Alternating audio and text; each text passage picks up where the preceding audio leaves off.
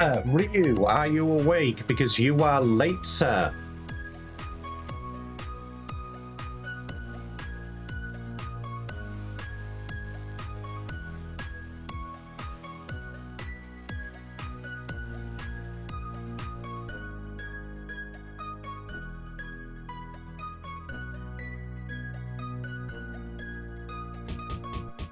There he is.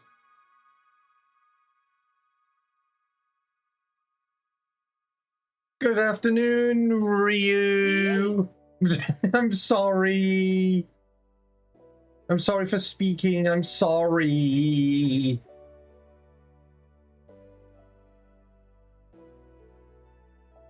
You're always around? I know you're always around because every time I bring up StreamerBot to do some work when you're not streaming, you're in the list.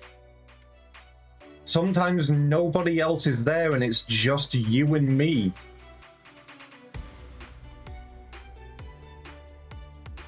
Still find it funny how it counts you as a viewer. No more? Alright, you heard him, Ryu. You're not allowed to be around anymore.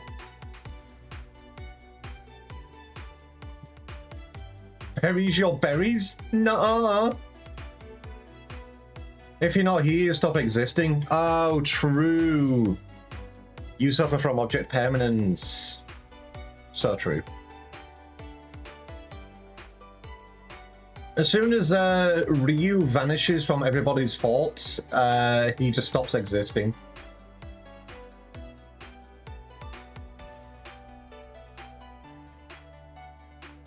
But anyway, don't bury my berries. I need those.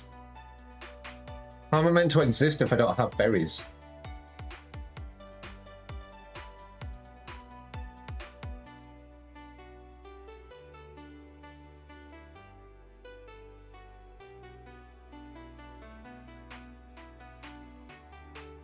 Owlberries? This isn't Russia. Sounds like a skishu. So right. Does moves? What moves?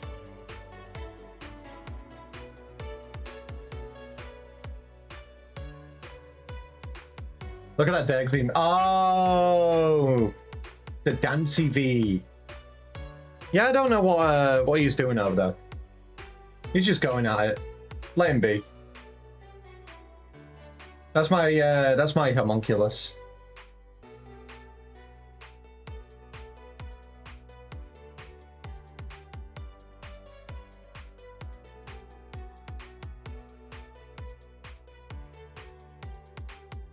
Wait, Fish, you bombed the wall and you got into a secret room? That's why you don't eat. That's why you don't eat things in there. That's not my secret room. That's just an Isaac reference.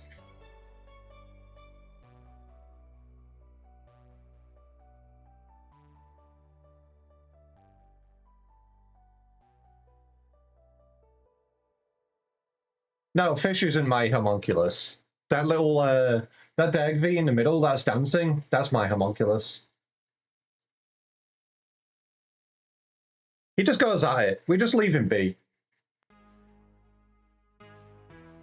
Alrighty, let me get the rest of my notifications out and then we'll be live with Final Fantasy XIV.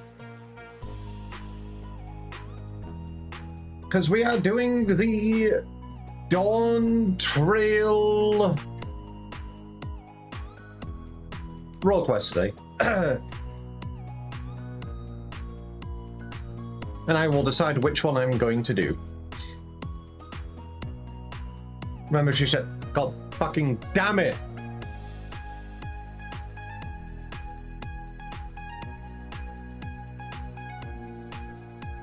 Remember, Ross, that wasn't a homunculus, that was a chimera. Difference. Get it right, nerd.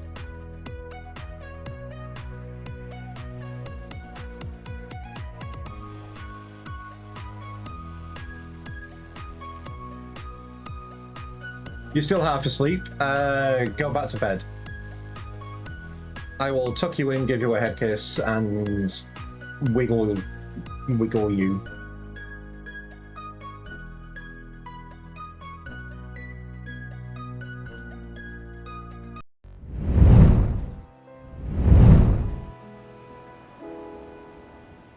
You would love to, but it's me Friday. It's... Huh?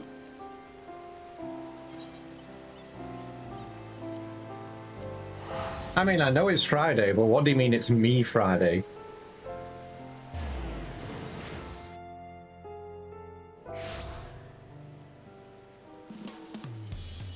Tomorrow is a legal holiday, so I don't work. Tomorrow is Saturday. Otherwise known as the weekend. Wait, it's Thursday? I know. Today is Thursday. My brain got squangled because I called my dad. Sorry. Dad called me and he wants me to meet up with him tomorrow. And he has Fridays off of work, so I got confused. I do have brain cells and I am smart, I promise. Imagine losing track of your days.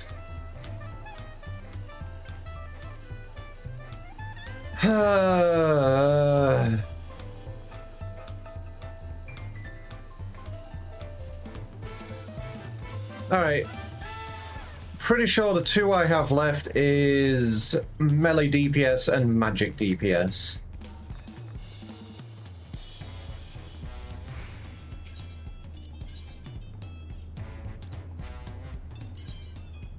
Screw it. I'll do the magic DPS, the first one as Pictoman set. And I'll have to do the rest of them as Red Mage. Shuhi. Or Sussy.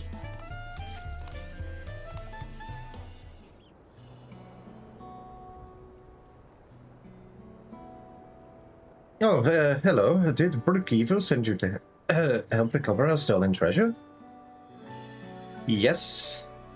Did you see the Black Mage opener I sent in Chloe's? Yeah, I've seen that channel pop up on my feed a few times. Let me have a look at this one.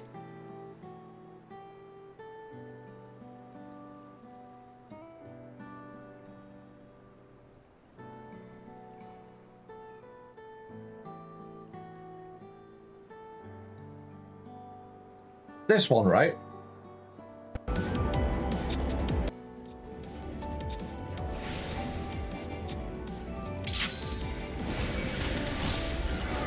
Wait, Swiftcast? Okay, so Swiftcast is part of the rotation, I see.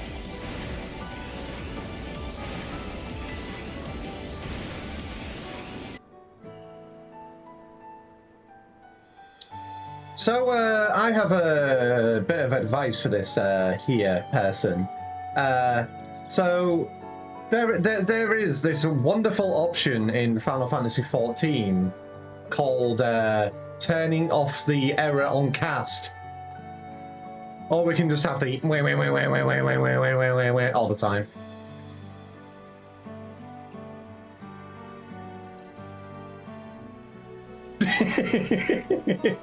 It's already in the comments.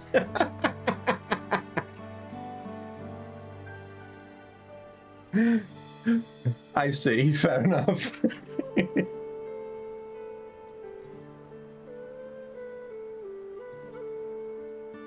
I mean, fair enough to the guy for actually putting a guide out there to help people out. Because a visual guide like that is actually really nice. Because it shows a really nice timeline of how the rotation should go, so... Honestly, that's really helpful.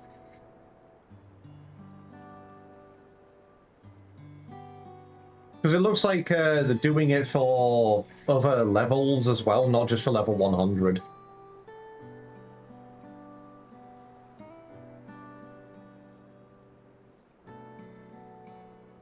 Thank the heavens, and judging by your accoutrements, you're learned in the arcane arts, yes?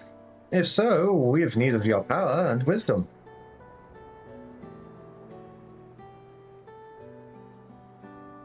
Truth be told, it is wisdom that we require most, you see?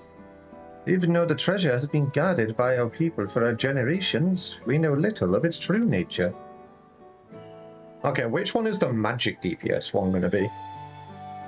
In ages past, the forests of our homeland were plagued with terrible beasts, constant source of fear and danger. To combat this menace, our mages spent many moons researching the treasure, known as the Perch of the Apex. Upon unlocking its secrets, they were able to drive the monsters from the woods, bringing peace at last.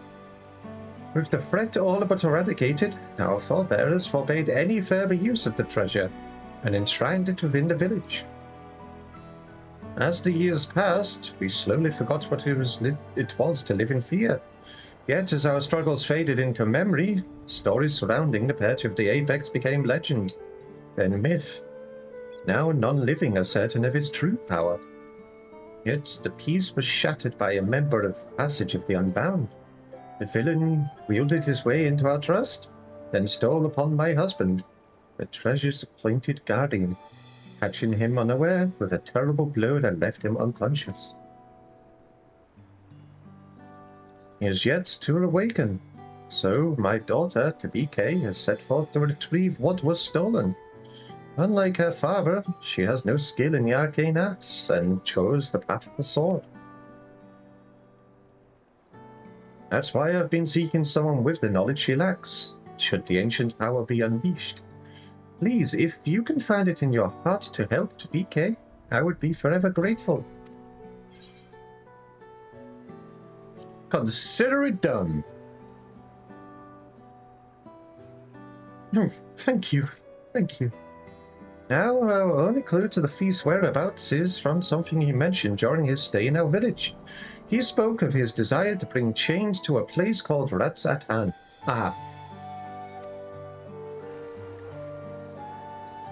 That is where Tabike decided to begin her search, so she boarded a ferry bound there by way of Limsa Leminsa, with her trusted sword and shield close at hand. That's how you'll know her. She agreed to stay in Ratzatan to gather information until aid arrived. I know nothing of the place, but it's likely she can be found in a marketplace or some such. Please, bring our treasure and my daughter safely home. Alright, I wonder how goofy this one's going to get, or if this is going to be more... If this one's going to be like the last one and actually somewhat-ish serious. Actually, wait, no, the last one wasn't fucking serious at all. It's these quests. What am I talking about? Alright. Ratzatan.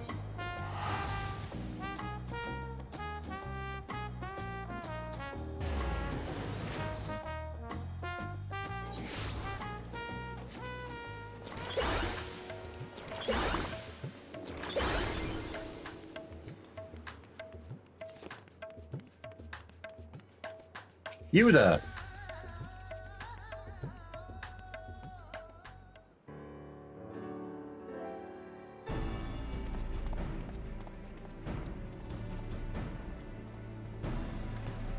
I was gonna say, if somebody is trying to do shit in Ratzatan, I'm guessing VeeTuber won't be too pleased. This is like the worst place to sow chaos. The new Warframe quest is pretty lit. Which one? The Sirius Orion one? The Jade Shadows 2?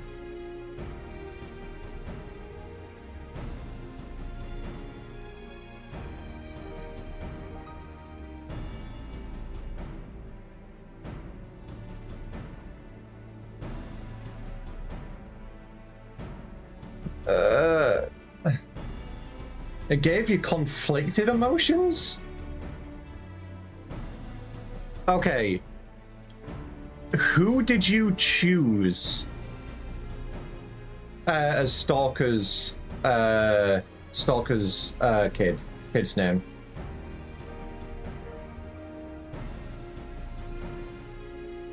Because I wonder if there's going to be... Okay, I went with Sirius as well. Because I know there's like stuff with eternalism in this one. And depending on that choice, there's going to be, like, somewhat different story from what I understand. That was rude. There's minor dialogue difference, but the whole quest doesn't change much. Okay. So it's like the same overarching story, but there's some dialogue difference. Got ya.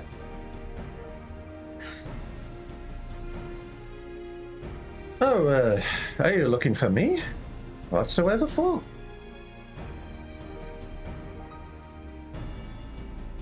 Chip? And you say my mother sent you? I take it she's already explained the details, such as how we know next to nothing of the treasure and its capabilities. Okay, so everyone in the previous quests have known what the treasures do, but in excuse you, fish? But in this one, they have absolutely no clue what it does. I see.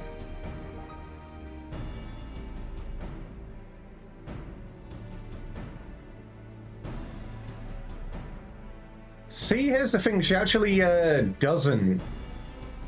The good thing about this TTS is it doesn't do that stuff. Though, okay, there are ways to do it, but I will obliterate the message if people start actually doing it and start being annoying, but if you do it like that, it's not going to do it. Anyway, how was that rude? Because you threw a berry in my face. That's not giving me a berry. It's gone, it's obliterated, it's on the floor, it's icky and dusty.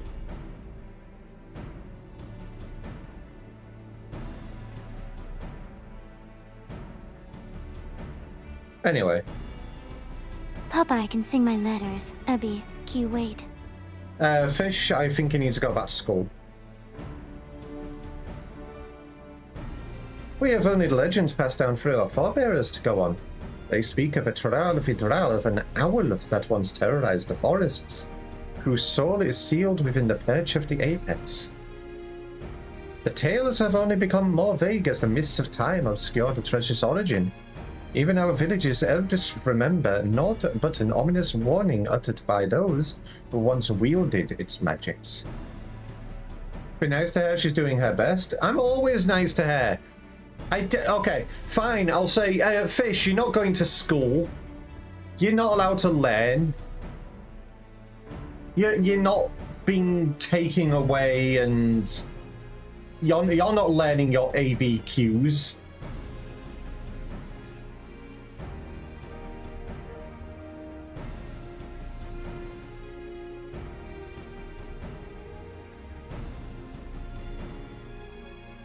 Well, so to be honest, school sucks and is fucking terrible, but yeah, hee. The master of the apex shall be showered with good fortune, yet leave only sorrow in their wake.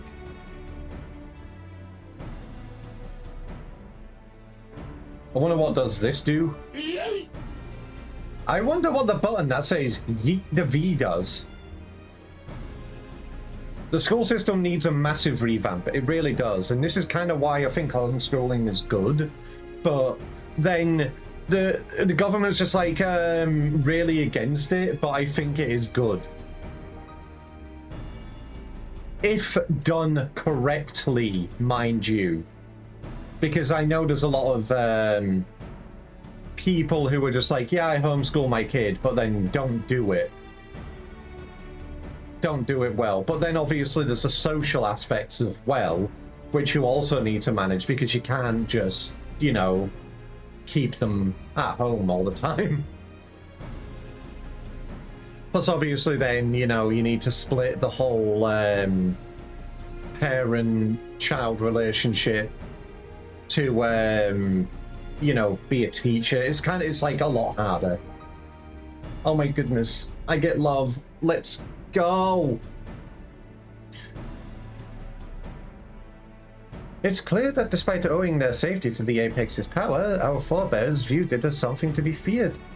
It must be truly immense. Now on to the matter of the thief. Even during our brief acquaintance, he made plain his desire to bring change to Radzatan. Naturally, I've started my search here and have been seeking anyone who expressed dissatisfaction with the status quo. Sure enough, I soon heard stories of a recent arrival. Self-styled savior Radzatan who proclaims that he will lead the city to greatness and calls himself Justicia. How do you pronounce that? Justicia.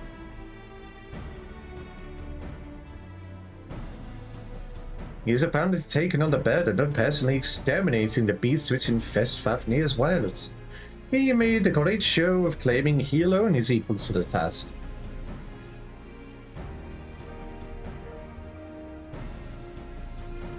Justice EA? Justice EA?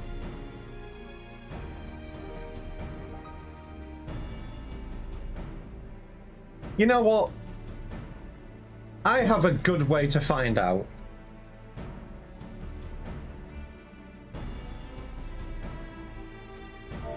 Power pill.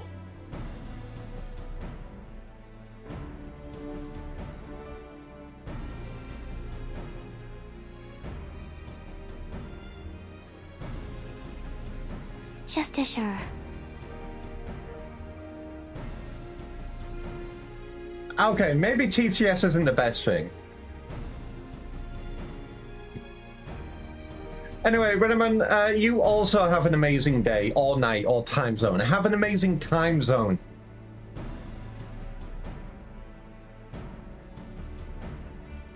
While he certainly draws a crowd with his boastings, they only watch with morbid curiosity as he sets off into the jungles alone. I realize this could have nothing to do with our problem, but even the smallest lead must be pursued.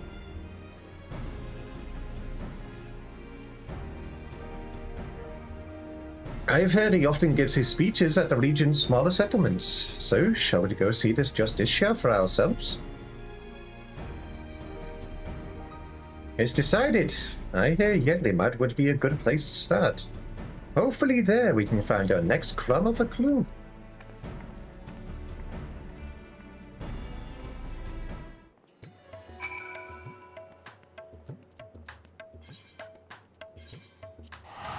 To Yedlimad.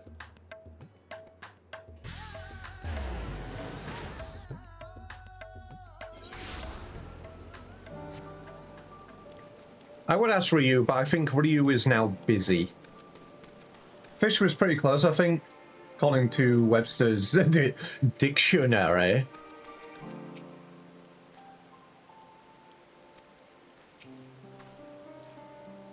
Chip, we're in luck. This boy saw the very man we seek. It seems he gave the same grand speech about saving the people, claiming that danger lurks nearby before venturing forth to combat it alone. Yet the Radiant Host could not well stand idle if there truly were beasts afoot, so one of them followed him. All we need to do is pick up their trail.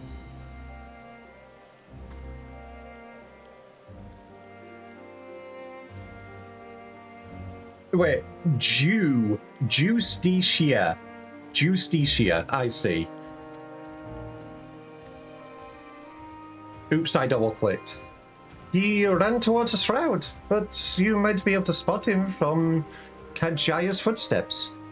You can see the whole forest from there.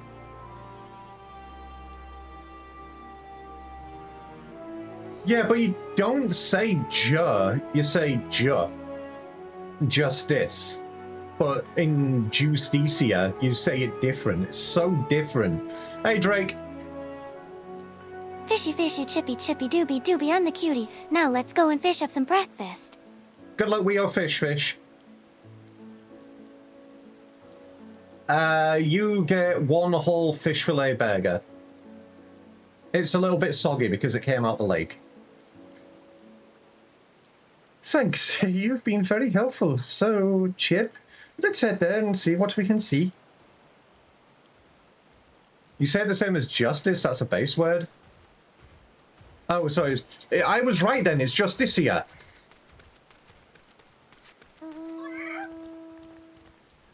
God, we hate English.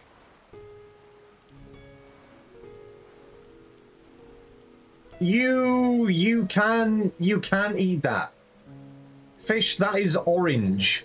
You cannot eat the citrus. Do not nibble him.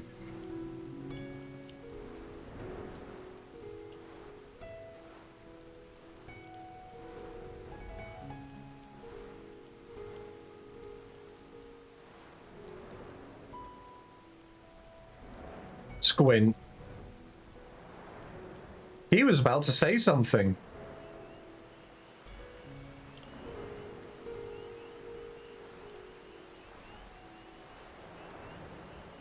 I just walked right by it.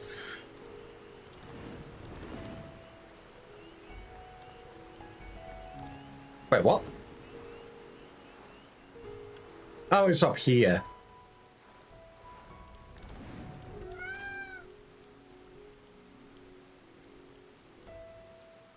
Excuse... Huh? I regret these emotes, man. You wanna know the scary thing about these emote combinations? On the phone to my dad earlier, he asked what platform I streamed on. We are so fucked.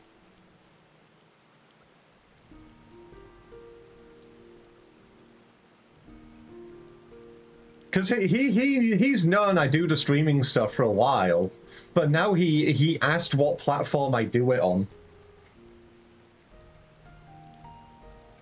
We are so fucked. Does he know the fairy stuff? Yeah, it's known. It's known for a long, long while. Because I have my big tail still. I haven't been able to wear it or anything in a while, but I've had my art. I've had my art up on the wall, and I've. So yeah, he's seen my stuff. Well, stuff. The stuff that can be shown. Now then, let us begin our search. Since I've never actually seen a justice here, I suggest we find a Radiant Host soldier first. They do all wear similar armor after all. Well, it's time to factory reset myself. Bwaga doobadaga. Agua. Fish, I don't know what spell you just spoke there, but I'm pretty sure you just exploded a neighboring city. I think you aren't allowed to invoke those words ever again.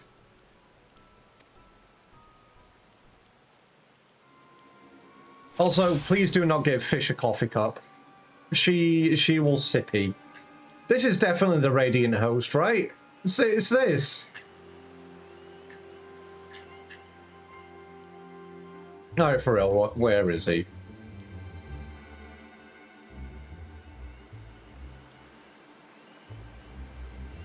Chip has to use his sight?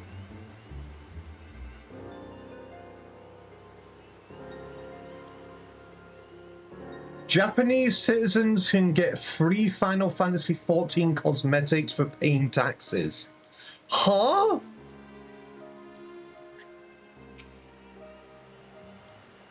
That must be him, but what happened? We'd better get down there quickly. Shibuya Ward in Tokyo is apparently offering an incentive. Wouldn't it be so much easier if the US and the UK did this stuff? Just like, you paid your taxes? Okay, here you go.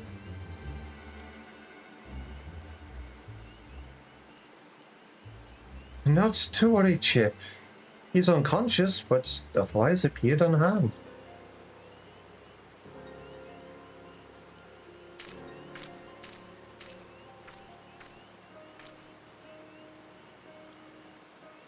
The hell is that thing?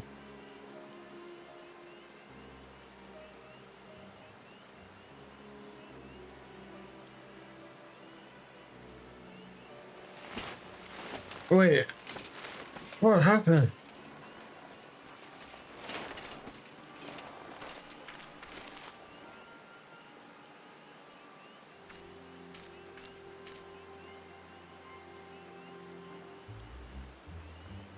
We heard you came here in pursuit of the Justicia.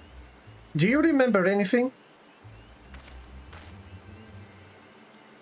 Yes, I eventually found him. He was confronting that fiend that now lies dead.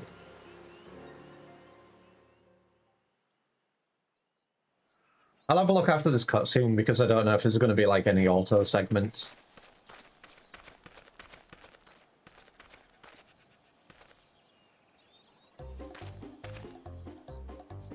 Okay, we're getting the goofy music. At last, the Justicia graces Red Zatan. I shall bring unending peace to this beleaguered land.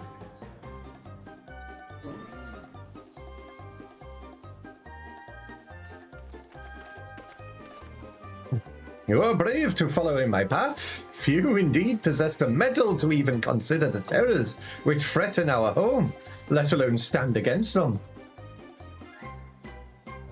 Yet, courageous though you may be, you are far too weak to fell a beast so mighty.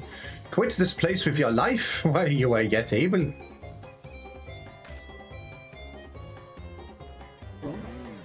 Mushroom. Rich. I am one of the Radiant Host. If I ran from such meager prey, I would become a laughingstock. How bold to look death in the eye without flinching. I doubt not your conviction to defend Ratatan. Yet I believe it pales before mine.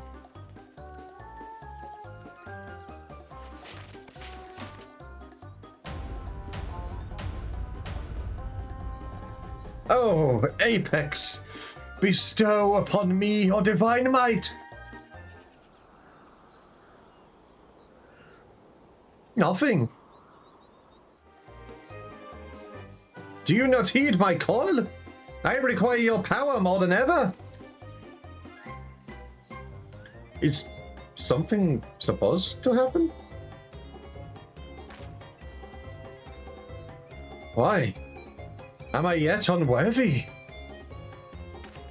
Or mayhap there is a button I must press.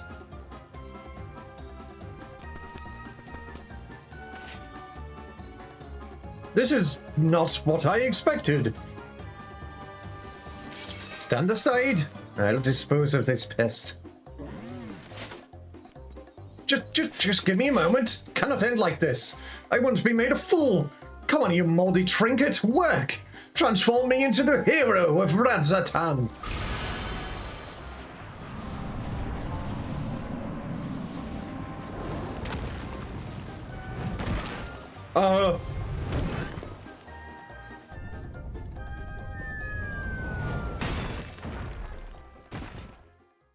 Huh.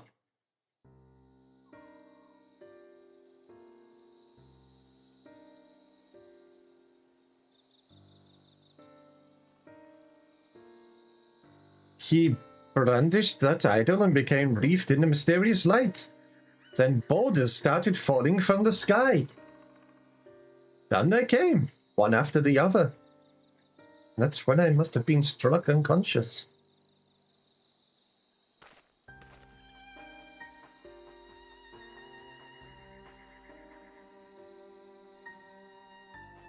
I recall only faintly, but I think I heard the man mumbling, quite excitedly, as if he'd come upon a sudden revelation, or as if he was overtaken by madness.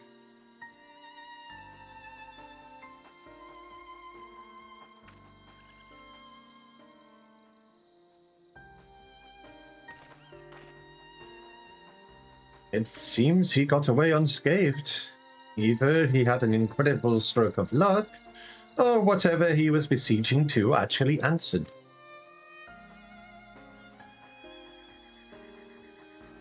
Then it's as I suspected.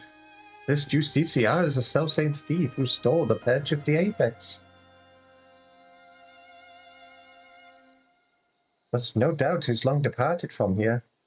First, I'll escort this fellow back to Yedlibat and keep a close eye on him. Head wounds can have a dreadful after effects.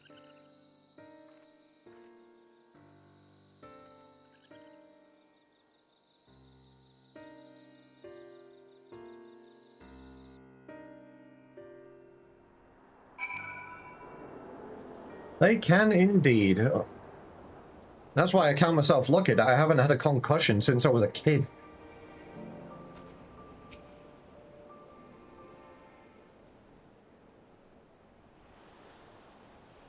Soldier made his way to Ratatan to make a formal report. And what an odd report it will be. His account seemed to align with legends of the treasure's power. The wielder escaped unharmed and brought ruin to those around him. Could those falling rocks have been a freak accident? I'm not so sure. You won't believe it! He came back!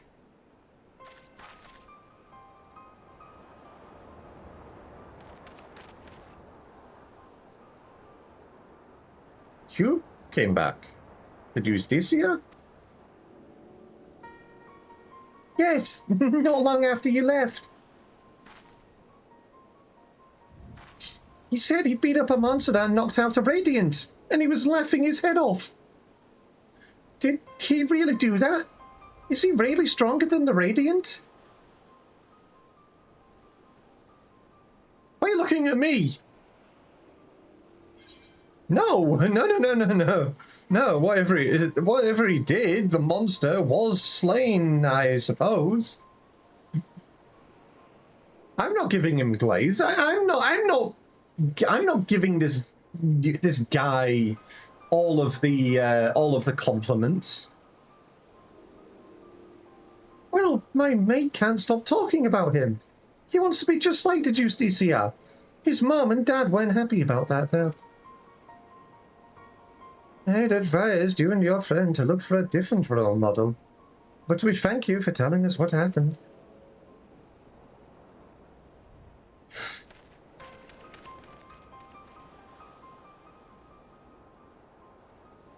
Well, there is one less fiend skulking about, I suppose. He may have been simply testing the treasure's capabilities, and as far as we know, he's yet to use its power to evil ends. I find his motivations a mystery. To steal the Pledge of the Apex by force? And to come here to Fafnir and use it for good? Makes no sense. You've heard tell of this passage of the Unbound, yes? Many had ventured to Liolo claiming to be their victims. Yet here they would be saviors? If he had such noble goals, then why did he stoop to such devious deception? What could he be plotting? But that's neither here nor there. Stole from my people. And that misdeed can't be forgiven. Edge of the Apex helped us win peace. By its might, our forebears built the foundation of the lives we now lead. Until recently it stood silent, a symbol of our pride as a people. It reminded us that we carved out a home within that inhospitable wilderness. Being trusted with his protection is a great honor. I was so proud of my father when the elders chose him. So proud to be his daughter. Yet since the day it was stolen, some of the other villagers made their disdain towards him only too clear. I couldn't bear it. That's why I must get it back. To restore my village's pride and my father's reputation. There's still so much we don't know about Justiciar, but we have to assume he's learned to wield the Apex's power. But I can't say whether those fallen rocks have anything to do with it, but I won't discount it, alright. I'll continue looking into his whereabouts. We still have so many questions. With both of us working together, we'll find answers soon enough. Alright, that's the end of the quest. Let me have a look at that link.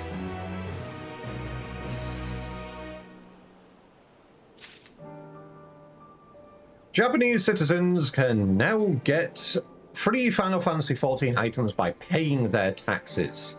People paying their taxes in Japan will be eligible for freebie Final Fantasy XIV cosmetics under the country's Furusato Nozai system. Tokyo's Shibi Award has begun offering free in-game items to Japanese Final Fantasy XIV players as a reward for their tax contributions. These purely cosmetic items can also be purchased for real money, about Square Enix's effort to deepen its ties with the local player base. Collaboration is in part of Japan's Sato Nozai hometown tax contribution system, which allows you to donate a portion to your income tax to a specific city. Yeah, okay, I see. Or a place with personal significance instead of paying it all to the central government. In return, your chosen city will send you gifts.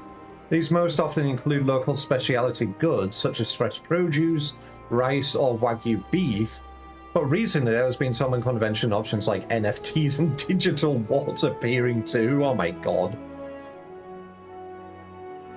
Last year they did Monster Strike and Kota Damen to start providing currency to taxpayers as a possible role to opt for. This year is teaming up with Square Enix to give 5 files of Fantasia. The Collegiate attire and the Collegiate attire slacks, Magitech attire, 4 dance emotes, and the Mega Shiba mount. Oh my god. Reward package has an estimated value of at least $88.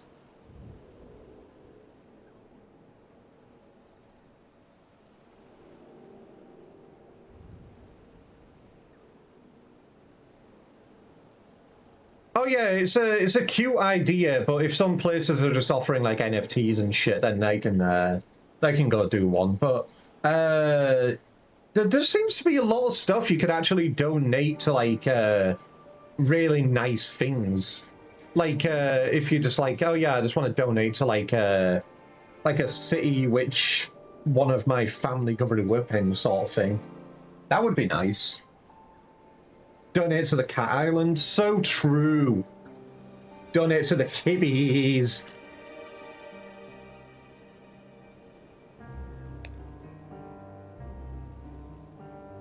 Speaking of the kibbies, it's being really warm here at the moment. It's starting to warm up again, so we need to keep an eye on Olivia and Luna for a bit.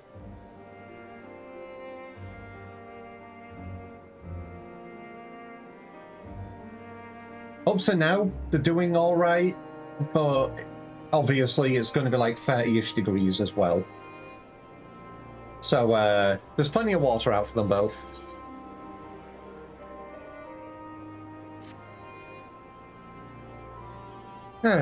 Chip, I'm afraid there's been some developments that are less than encouraging. News of the Justiciar's actions has spread throughout the city, and with Nietzsche retelling his deeds becoming more valorous, younger citizens in particular seem to view him as something of an idol. But despite the creatures he hunts posing no real danger, he would paint them as mighty beasts in need of felling. Of course, the Radiant host are far too busy to trouble themselves calling every pest that casts a stray glance to the city gates. Yet Justiciar has twisted circumstances to his advantage. He proclaims to anyone who listens that the Radiant host shrink with terror before these beasts, and that he's the only one who can eradicate them. Though you might expect such claims to be dismissed at wild ramblings, it seems no few people have fallen for his ploy. The whispers of his exploits among the youth have practically grown into a clamour. Yet we mustn't be discouraged, for his increasing fame only makes it easier for us to sniff out his trail. And where better to start than Radzat Han? I'll see you there, Chip.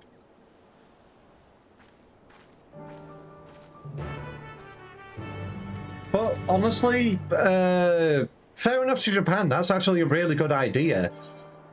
If that was an option over here, that would actually be really nice for me to put something towards my local city, or even some places, you know, which are, you know, less than better off.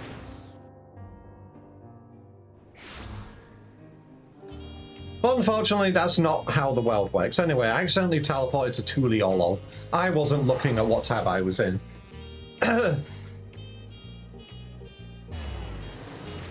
I was still in Dawn Trill tab.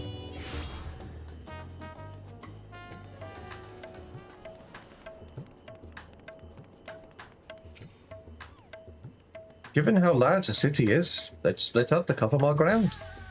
I already have a destination in mind, the High Crucible. I hear the alchemists there can concoct all manner of tinctures and powders, including those which help in detecting traces of energy left behind by magics and enchanted tools. Fallen rocks have invariably marked locations where the Justicia has performed one of his feats, and I believe in a chemical mixture can help us determine if their presence is the work of a treasure. I am hardly an expert on such concoctions though, so seek advice at the High Crucible. While I'm doing that, I would ask that you go to the Hall of the Radiant Host and see if they have any new information on the Justicia's whereabouts. Does that plan sound agreeable to you? Great. Now that we both have our tasks, let's get to them. I'll meet you back here once my business is done.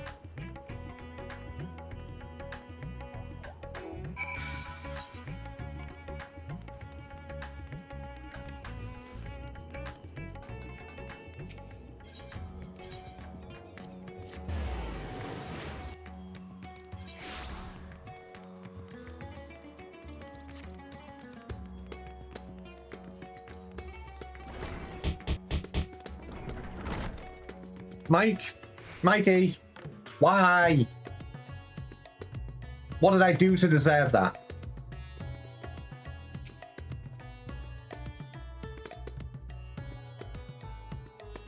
I'm tired of hearing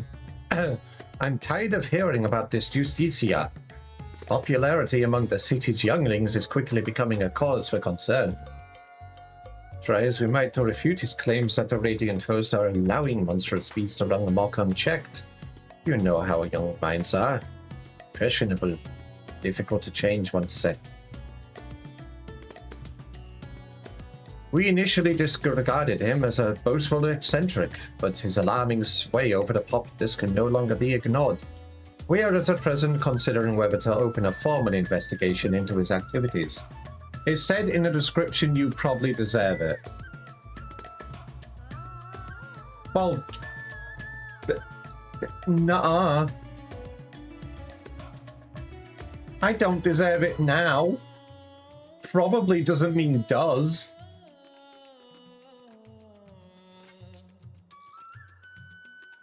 You and this ally of yours have done well in your search thus far. You even have a working theory about the falling stones. Quite impressive.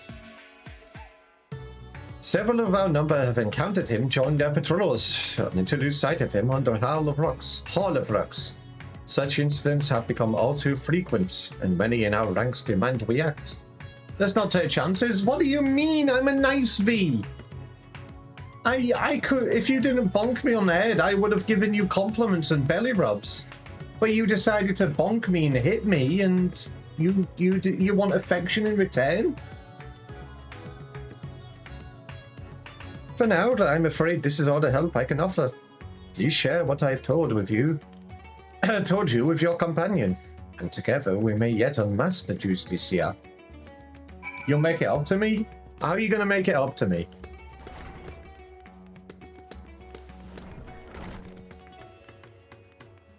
$500 and a kiss on the forehead.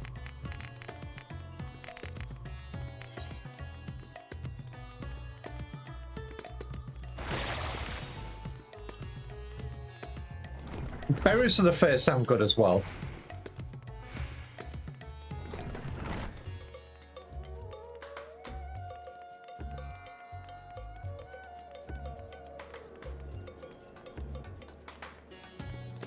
I just realized I accepted this quest as Pictomancer, but this is a level 92 quest.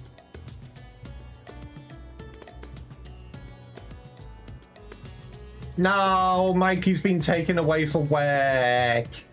Get back here. It's heartening to know that the Radiant Hosts are taking this seriously. Thank you for speaking with them, Chip. I have good tidings as well. I explained the situation to the alchemists, and they provided a powder that should help detect traces of magic in the surrounding environment. I say help. as the powder reacts only faintly on its own. To function properly, it requires the skills of one practiced in the arcane arts. Luckily, I have you. I've commented the locations of all sightings of Justicia to memory, and the closest to us was at the perfumed rise. Let's hope this powder works as intended.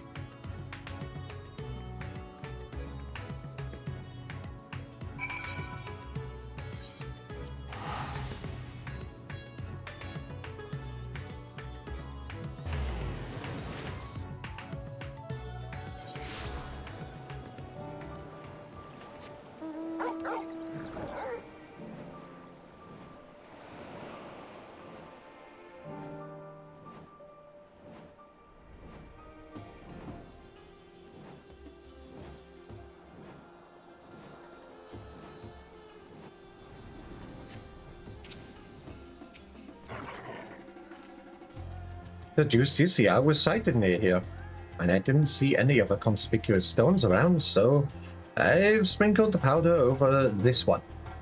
Now concentrate your focus, or inner eye, or whatever it is at the locus of your power, and see if you can't detect any unnatural forces.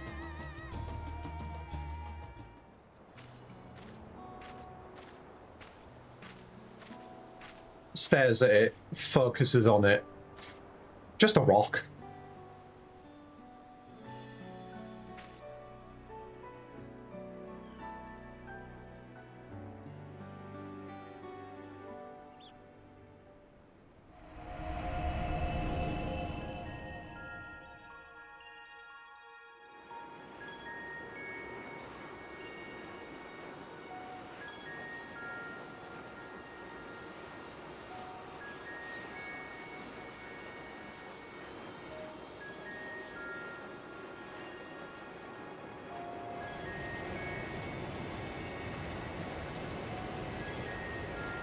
A very angry, powerful rock.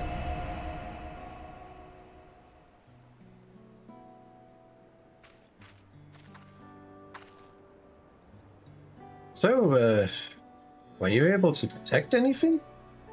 Yeah?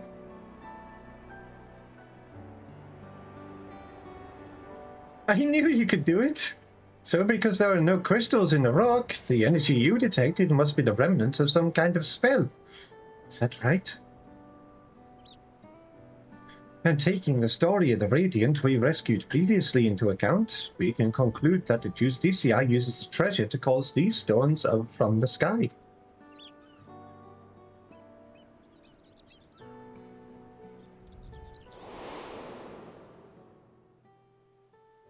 At least now we have an inkling of its true nature. And so not every question has to be answered. The Radiant told us that even as Justicia stood before the creature, he seemed to have trouble calling forth the Apex's power at first. My father once said that the perch of the Apex is much like the wand he used to weave his magics. Of course, the main difference between them is the unique nature of the essence stored within the treasure.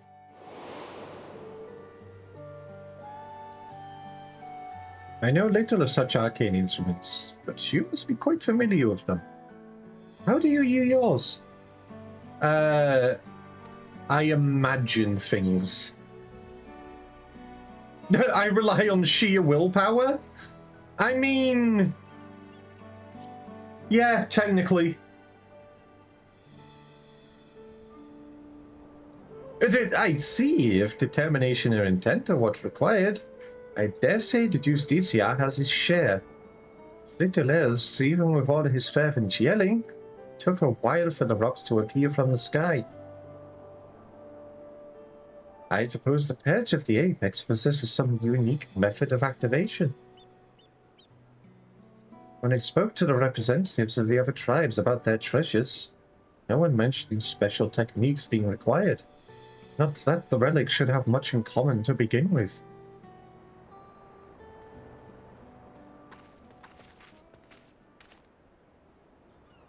You two, did you see an alright girl to pass through here by herself?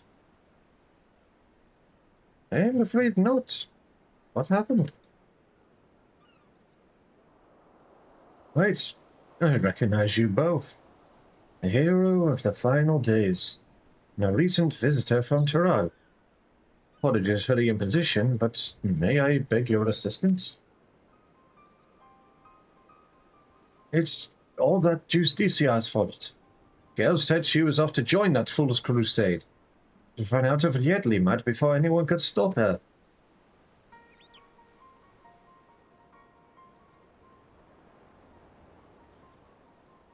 Her mother begged us to find her, but if she's following the Justicia, she could be anywhere. You see, he's been sighted at locations scattered all over Fafnir. We can't stand here looking at rocks while a girl is in danger, especially if the Justicia is involved. We have to help.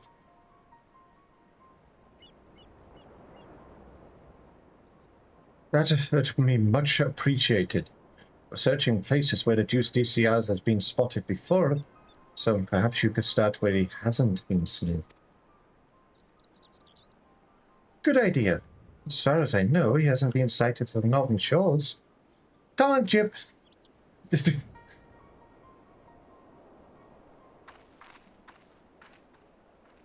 Sound like I'm being pulled along on a leash. Come on, we're going to the northern shores now. You have no choice in the matter.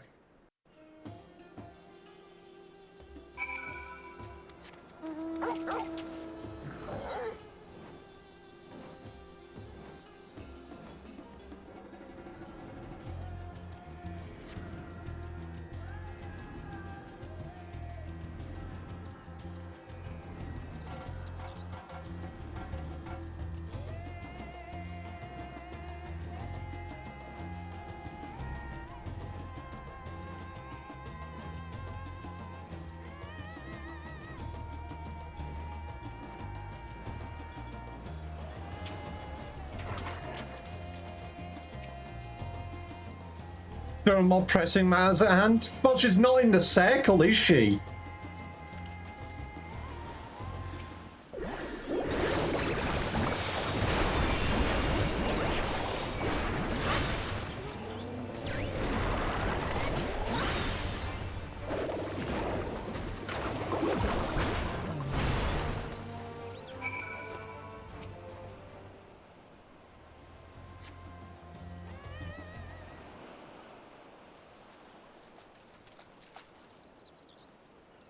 I heard fighting, so I came as fast as I could. It's a good thing you arrived in time to save the girl. Thank you, mister. Thank you. I'm glad you're safe, but your mother must be worried sick. You shouldn't wander off like that. Especially not to look for a trickster like the Justicia. What? You mean he's a bad man? Yes, exactly. He stole an important treasure from my village, and now he's using it to make himself look brave. But he needs it to kill the monsters, to protect us. That's no excuse for stealing. He might have fooled you younglings, but the Radiant Host know what he's up to.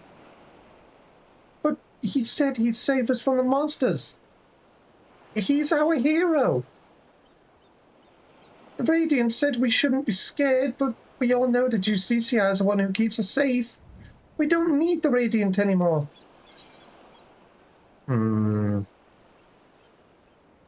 Ooh, that hits. No hero can save the world alone. Not even me.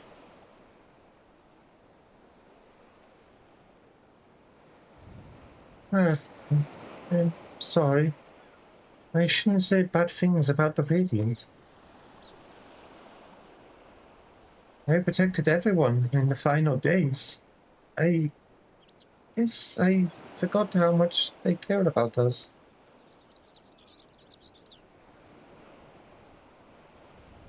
I'm sorry too. I shouldn't have spoken to you like that after all you've been through. You said that Justicia is a thief and a trickster, but I hope it's not true. He's my hero. Well, I'd best escort her back to Yedlimat and meet you there later, Chip.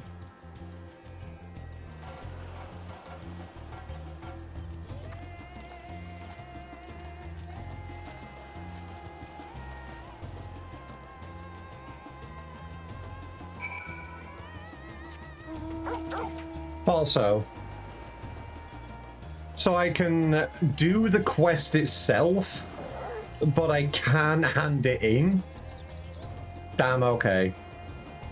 Please say I can actually just switch classes and I haven't soft locked myself. Thank. I was nervous for a second because I didn't see it switch green when I switched to Red Mage.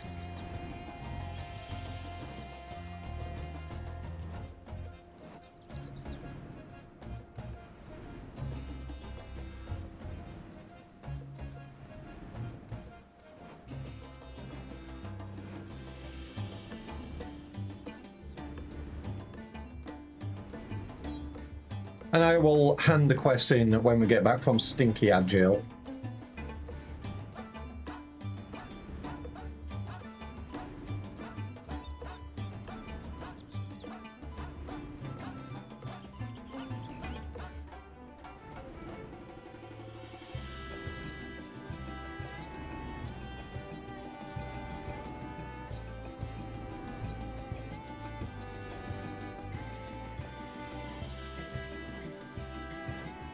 How am I doing on Shared Fates, Rendwalker? Because I did do a few. Okay, so I got all the areas except for Ultima Full to rank 2. And I still need to do some in Sharlayan? I think it's Labyrinthos.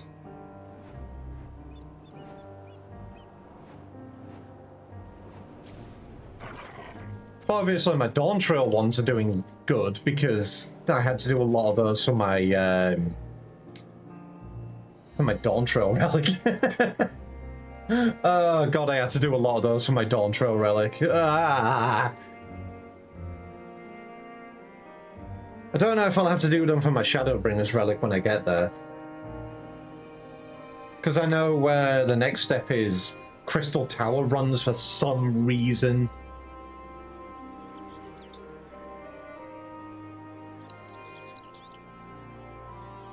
You're breaking a hole through the ad screen to pet me? Oh my goodness.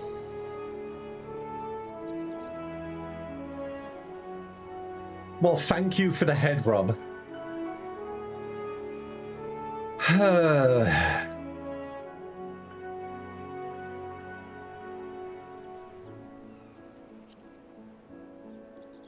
I'll probably do more of these with Ty and Snowy.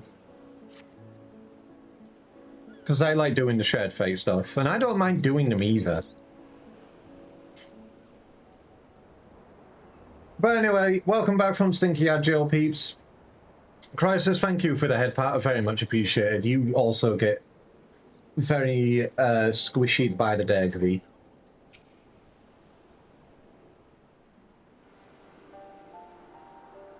The girl and her mother are reunited. I think we can both give ourselves a pat on the back. They're on their way now to inform the Radiant Host that all is well.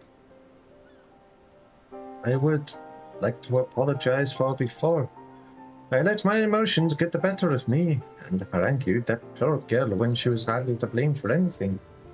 I really should have been scolding myself.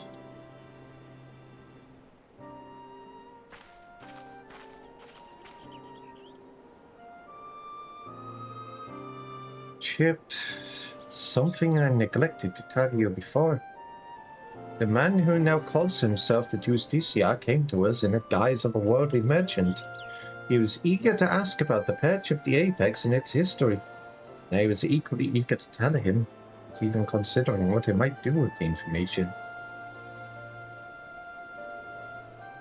I'm so proud of my father for being appointed as its guardian. I suppose I was trying to impress a stranger out of sheer vanity. But vanity led to my father being attacked and a treasure being stolen from under our noses. I have no choice but to make amends for my mistake and bring it back. Yet, some are convinced that Justicia acts only to serve the greater good. I couldn't accept that you might not be as rotten as I thought, and I doubted the wrong person. From now on, I can't let my emotions cloud my judgment. I must remain calm and look at the facts for what they are. And the facts say that Justicia has done no harm to the people of Fafnir. Even so, the organization he serves, the Passage of the Unbound, is evil to its very core. If his actions at my village are not villainy, I don't know what is. The situation is fraught with contradictions. Still don't know what to think. What about you, Chip? Even if he hasn't attacked anyone, his actions are stirring unrest. I agree. He speaks of justice and heroism with great bluster. Yet there's something we're missing.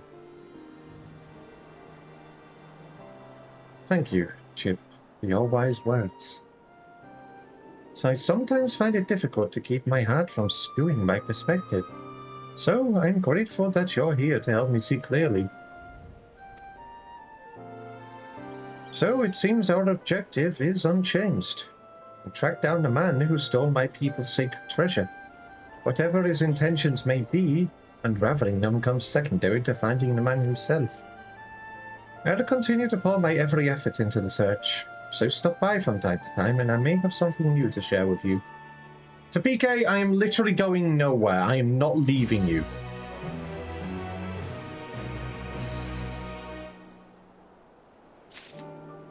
Why is my tracking fucked up like this? Why am I looking at Fish's ear? Fish, have you got something stuck in your ear?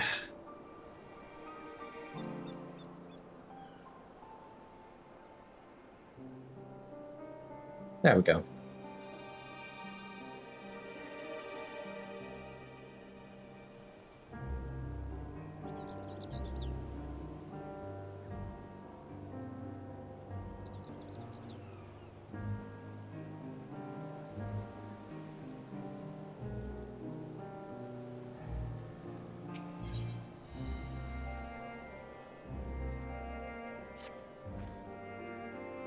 I hope you've been well.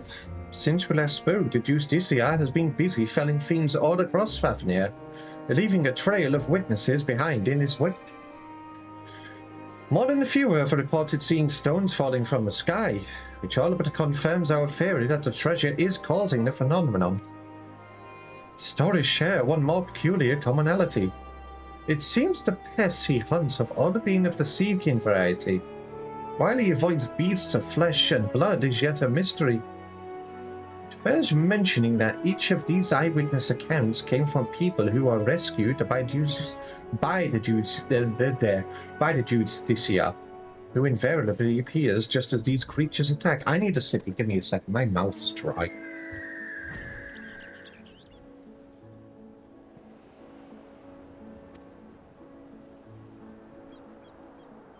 In fact, the Justicia has been there to save the day in every single instance of Seekin-related mischief. Awfully suspicious, if you ask me. And I'm not the only one who thinks so.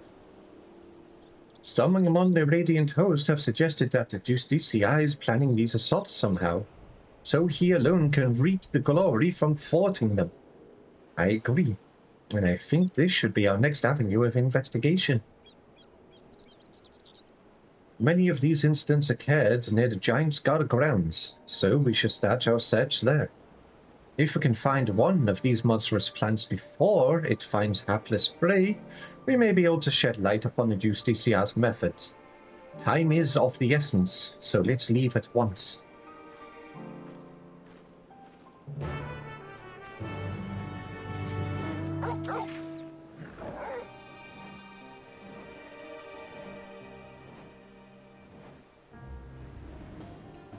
Up to now, there's been a little bit of whimsy, but as for the overarching story of this one, I'm unsure what this guy is actually planning still.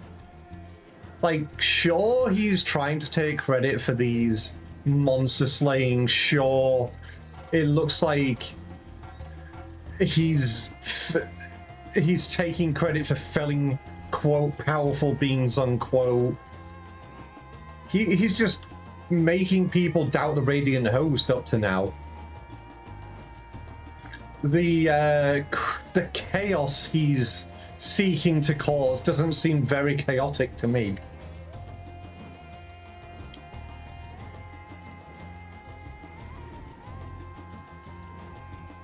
But I'm calling it now. The final fight is probably going to be something funnily weird, like a level 100 rat or something. Any moving bushes? Slithering vines? Not here. In any case, Chip, better search the western path. Why don't you search east? If you see something, don't strike to kill. Weaken it, then capture it with this rope. We'll learn much more from a live specimen. So, don't one-shot it, got ya.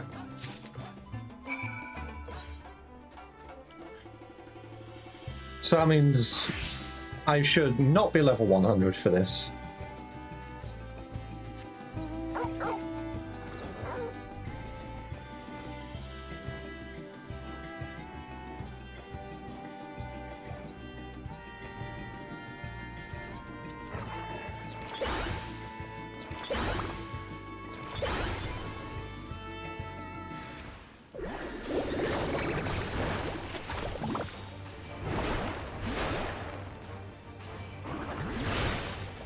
Okay, that should be fine. Enemy is not weakened? What do you mean enemy is not weakened? Enemy is...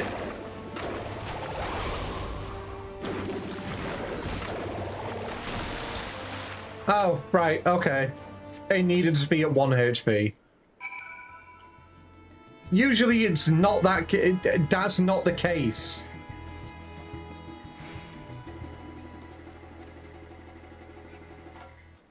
I was about to say, you're going to vanish?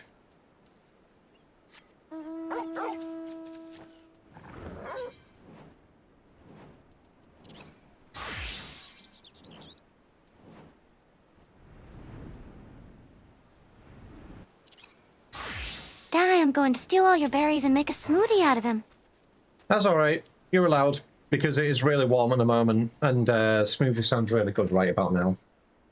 Fuck, damn it, I want a smoothie now.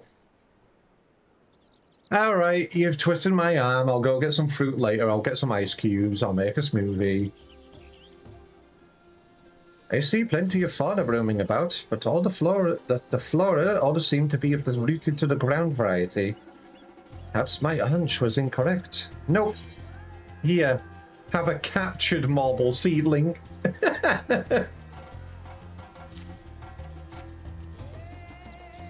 I can't escape from them. Lucky gives me them all the time. You found one? In fact, this is exactly as an eyewitness described. Yay, smoothie party. Uh-huh. Why don't you keep it for the time being? Bring it to the Great Work. Now I'll ask my acquaintance there to examine it with all haste. Alright, fish. That's what we're doing tonight. We're making smoothies. And they are going to be tasty.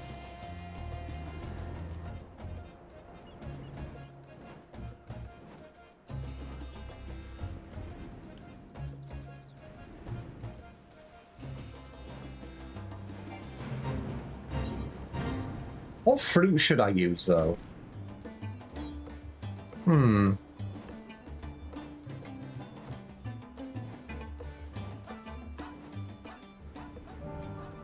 Because I do like berries and stuff, because not just because I'm a V and I like a lot of berries. Yeah. I might do something with mango.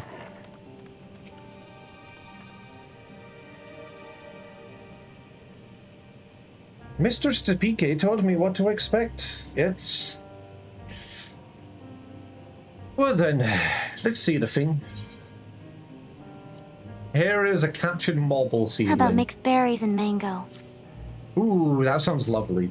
Okay, I'll try that.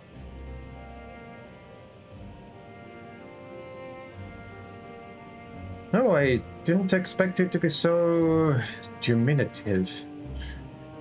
If Mistress Topike's intuition is correct, then I expect some interesting discoveries are in store.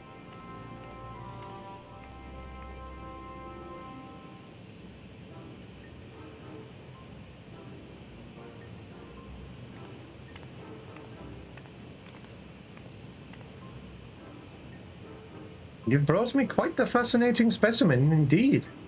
I can say for certain that this creature's growth isn't natural in the slightest.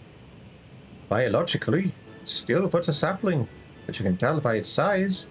Yet it is the result of a specific alchemical mixture which is used to spare the growth of seeds and mycelium to an unnatural degree. The agents have a side effect of making the creatures more aggressive, which explains why such a small specimen would so boldly attack beings larger than itself. You're going to lake while you take a nap? Alright, Wolfmage, you have a good eepers. Yet the solution requires ingredients most rare. The cost of procuring enough to synthesize it would be beyond the means of most. So, whoever is behind this, they are likely well healed. As for the creatures themselves, if they were all grown artificially, perhaps that explains why most of the incidents involve small seedkin. Rather than wait for them to mature naturally, the Justiciar must be accelerating their growth, so that he could deploy huge numbers over a short span of time. In fact, his plan likely requires that there be small, weak foes in order to guarantee his victory. After all, the great Justiciar can hardly be expected to bear the blemish of defeat. With these new details brought to light, it's almost certain he's staging these attacks on the common folk. Now we have a new perspective to guide our search. Perhaps you should return to Yerlimad. I hear the Justiciar is the talk of the village, and they doubtless have stories to share. A splendid idea, thank you. Your findings have brought us a step closer to unmasking that villain. Let's hurry to Yerlimad. The more accounts we have of the Justiciar, the better our chances of predicting his next move.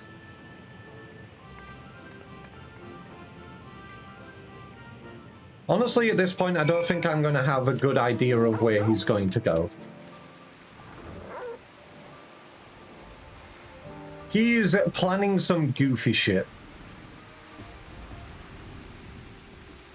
Also, Wolfmage, you can lay on my belly. I am now a pillow for you. Congratulations.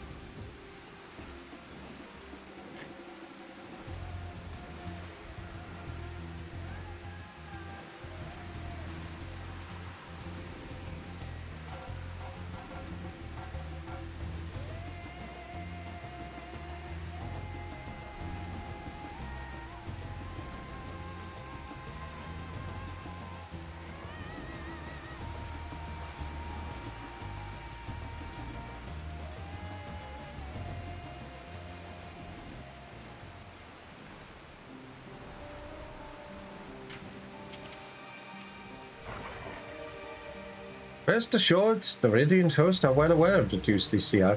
Every day we receive more reports of him combating beasts in the surrounding wilderness. These encounters are never on well-traveled roads, it seems. They occur in remote regions that we scarcely patrol, along routes that are only used by a small number of merchants and porters.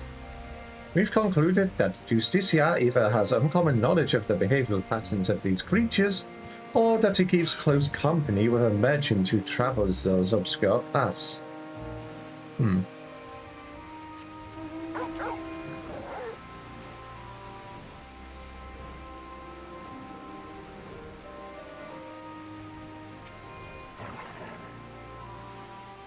Ed, don't tell me you've come chasing that half-baked savior.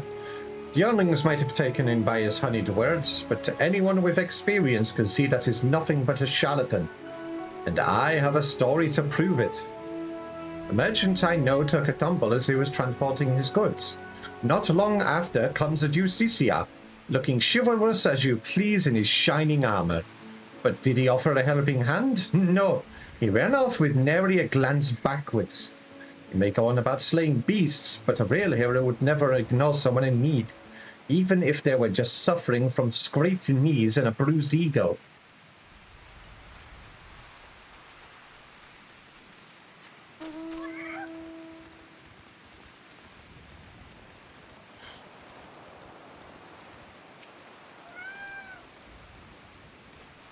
Oh, you're hungry to learn more of Juice DCR? He's amazing! I was lucky enough to catch a glimpse of him on the road leading here, facing down a fearsome creature. I don't know how he did it, but he caught down rocks from the sky to knock the thing flat. The Radiant hosts were away on patrol, so if he hadn't come to our rescue, that brute would have marched right into our homes. He shouted that he was the savior of Radzatan, and even waved at me. Oh, he looked so impressive with the sun shining before. Guy in armor, sun shining behind him. Is this fucking Solaire? It is, isn't it?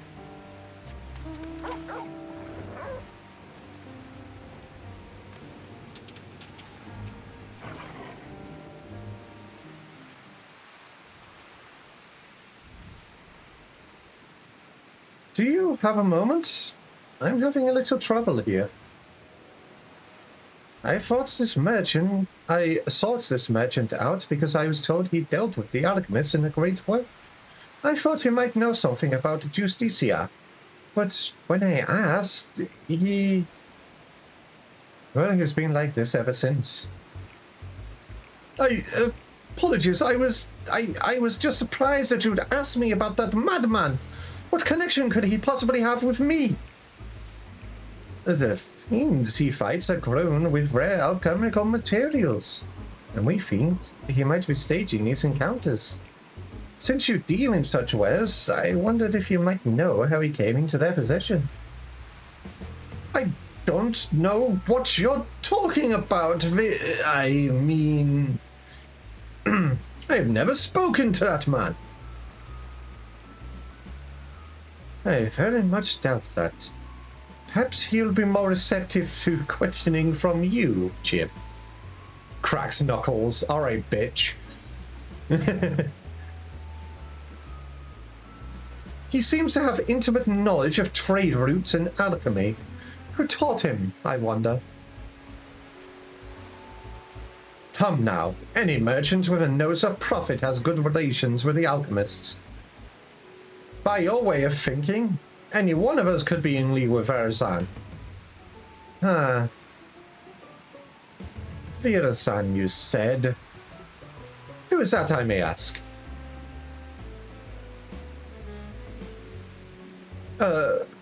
What did I... No, that's my name.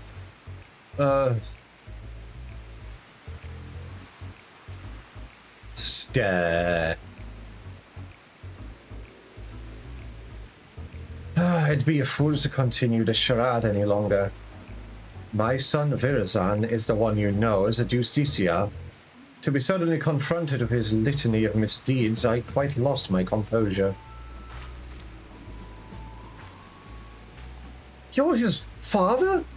Then do you know how he came into possession of such rare materials and knowledge? Aye, he stole them from me. My most valuable materials and my precious maps. Yet I was the one who chose to hide that fact, and I bear the blame for the consequences. What can you tell us about him as a person? Virajan was obsessed with tales of legendary heroes. Even from a young age, I paid a great deal of money to have him tutored in the art of the bow. He became quite skilled at it, in fact. Not quite as skilled as his arrogance led him to believe. Due to this, and perhaps a lack of ambition, he never aspired to be true greatness. Instead, he came to rely upon fanciful equipment and exotic potions, rather than honing what skill he had. It pained me to see him fall into dissoluteness. But he would brook no counsel. So, several years ago, I gave him enough coin to support his lavish lifestyle and told him to never speak with me again. He didn't, until but recently when he darkened my doorstep once more. And that was when he stole your goods? Aye, although I would have willingly given them if he had but asked. He was rambling almost incoherently, saying that his heroic deeds as a justiciar had caught the eye of someone named Apai, leader of the Passage of the Unbound. Oh, whoever they are. He claimed that under the guidance of his newfound allies, he had obtained a great power. Power enough to eclipse all heroes who have come before, and shall come after, as he put it. It seems he gives what money he still has to these people. To think that for all his fanciful words, he had only deigned to grasp at hollowed glory, all at the expense of Ratzatan. There is no greater shame as a father. Given what we know of this shadowy group, they most likely aim to sow discontent through Virzan's deeds. He may be so blinded by his own desire for adoration that he can't see whose hands are pulling the strings. You're saying that he's being used? If that's true, then I can no longer remain silent. Despite what shame it may bring, I see that sharing my story might be the only way to save my son. Indeed, I suggest you tell the Radiant Host at once. Of course, we'll be pouring our every effort into stopping him. Thank you for giving me direction. I didn't imagine our meeting would end this way.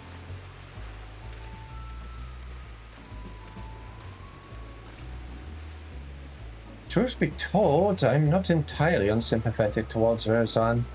I basked in my father's reflected glory, while having none of my own to speak of. Glory Virazan seeks is similarly false. I too shall visit the Radiant Host and have them spread word of the Justiciar's true nature. If the people are wise to his trickery, they will be far more likely to aid us. You soon learn that a legend built on lies is no match for true heroism. Evil, aren't you meant to be with your friends and having fun with them? That is you burying me in the face and not having fun with your friends.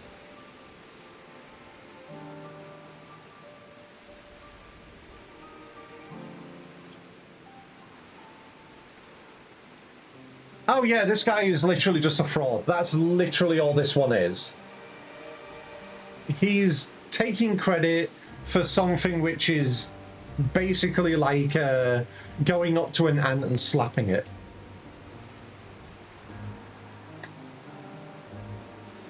He doesn't seem dangerous at all. He's just being used. He's just being used. He's being goofy.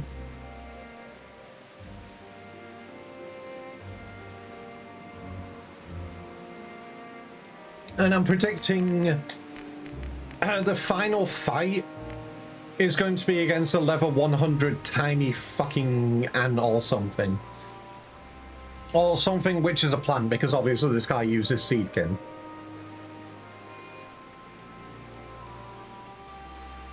What are those things called? The, ah, damn, I forgot what they're called. Level 100 Fennec? Nuh-uh.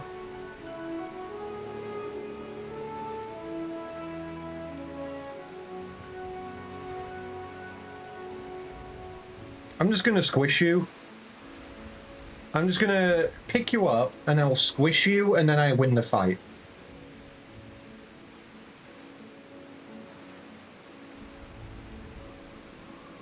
Yeah, it's gonna be that simple. I just simply win.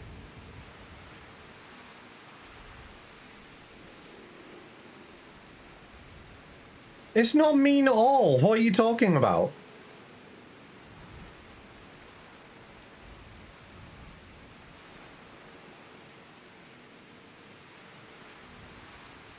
All right. I need to take a break for a couple of minutes. I'm going to go get a new sippy from downstairs. I'm going to give Olivia and Luna a little bit of a rubby, and I need to have a bit of a stretch as well. So I'm going to take a break. Take you back in a few. Take care of yourselves as well, or else I will be sad.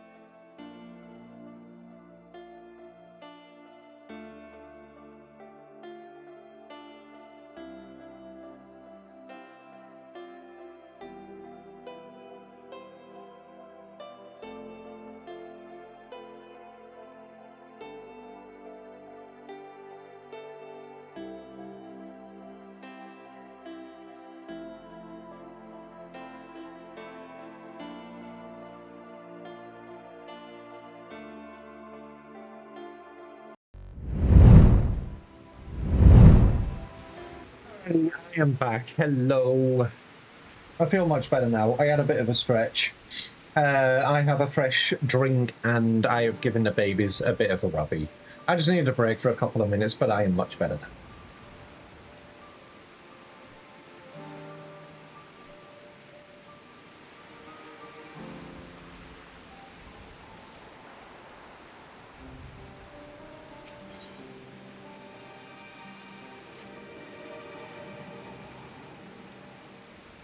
Greetings, Chip.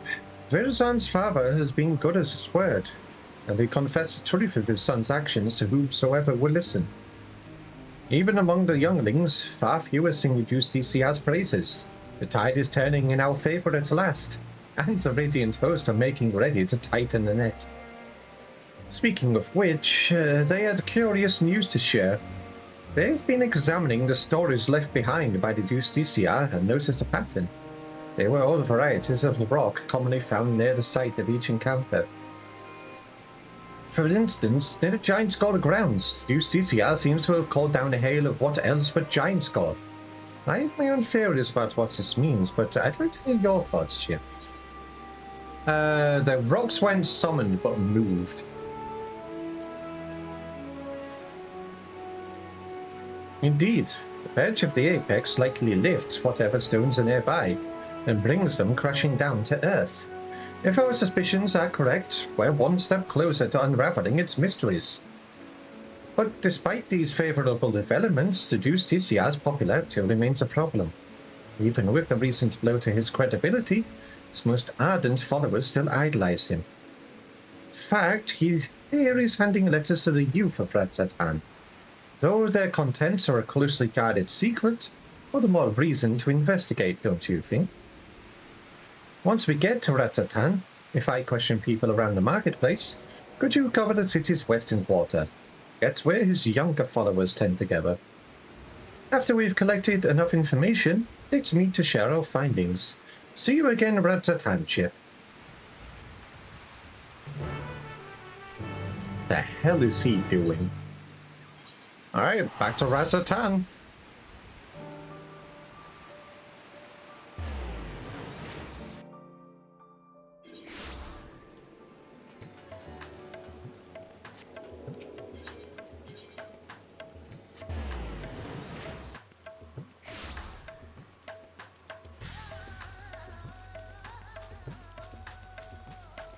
Why are you sulking?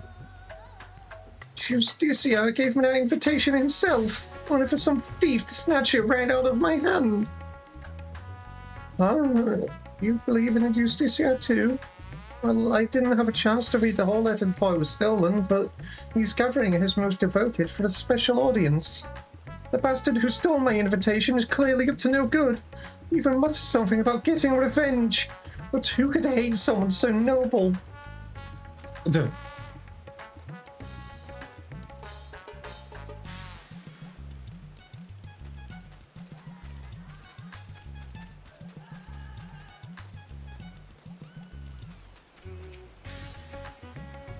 Yeah, I know about letters. Me and my friends didn't get one, though. Grown-ups get angry if we talk about the Justicia. But guess what? I hear Sashala talking about him over by Marid's Mehani. He had a big grin on his face, too. Does that mean that Justicia isn't a bad man like the grown-ups say? No, he's a bit of a bitch.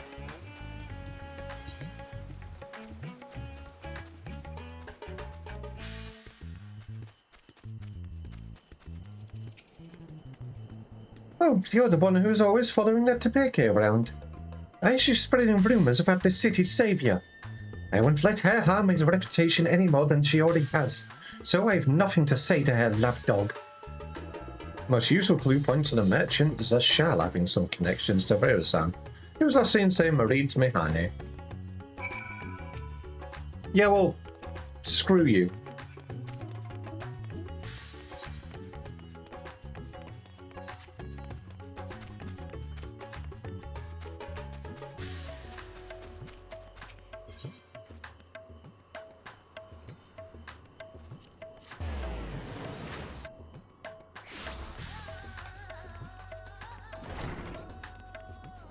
You want to be unhelpful? Buries you.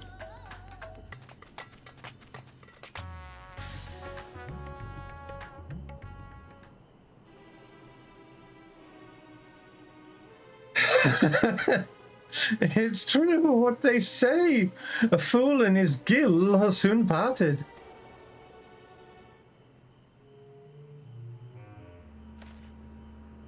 Huh? Why, if it isn't one of the heroes of the final days? This isn't about that map I saw to your companion, is it? You'll find it points to the You'll find it points the way to the vaults of Aldazal the Fair, exactly as described. I may have employed a few creative methods to entice my customers, but what merchant doesn't? I'm not here about the map.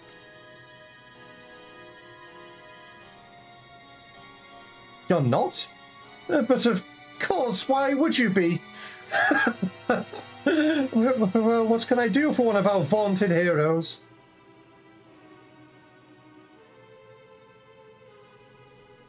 You're after the Justicia? Your choice of quarry is unusual, to say the least.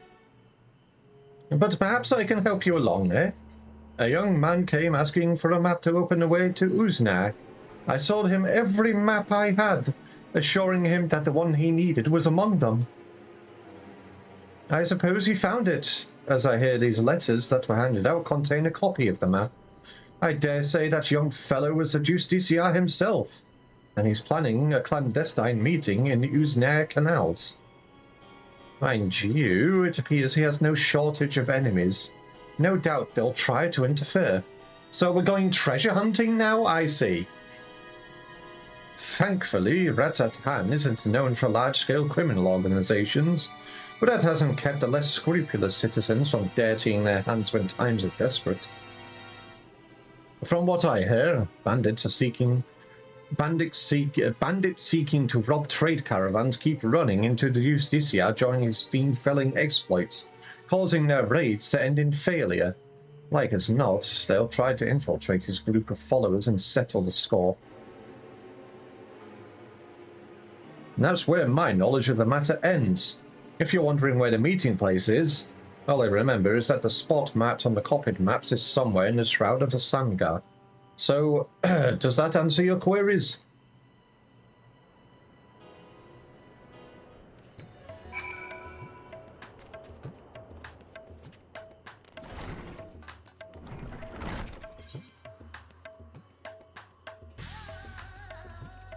Not even any spot. Even endpoint teleporting, that's like equal distance.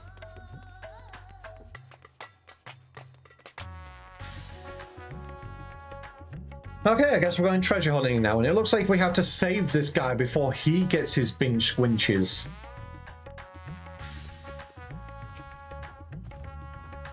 Those in support of Justicia didn't seem surprised when I told him of his misdeeds, but still they were reluctant to betray him. In short, I've had no luck. What about you, Chip? Your investigative abilities never cease to amaze me. As for discovering what Verjan is planning, I expect it's some scheme to prop up his flagging popularity. Even so, many of his devotees are younglings ill-equipped to make the perilous journey to the meeting place. If they've any sense, rather than attempt to travel there directly, they'll stop at settlements along the way to rest and confirm the route. You say the map led into the Shroud of the Sangha, yes? That means Palakistan is the closest settlement. I hear many took refuge there during the final days, and it's now a bustling town in its own right. The arrival of more people would hardly raise eyebrows, making it the perfect place to avoid unwanted attention while they make ready. We should head there before they leave on the final leg of their journey. To Palakistan.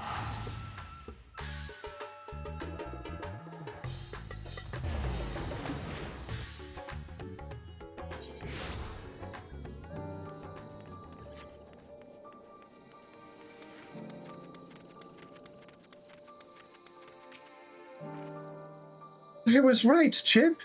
Many of the youths are carrying pieces of parchment. Those must be the letters. Yet it seems my reputation has preceded me. Our suspected followers clearly avoid me whenever I try to approach them.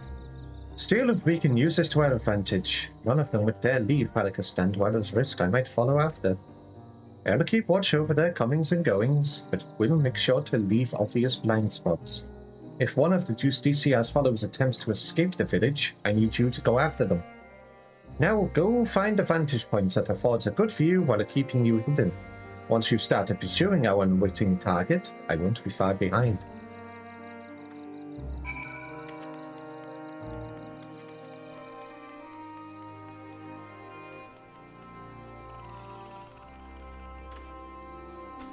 Ah yes, put the Lalafell behind the boxes.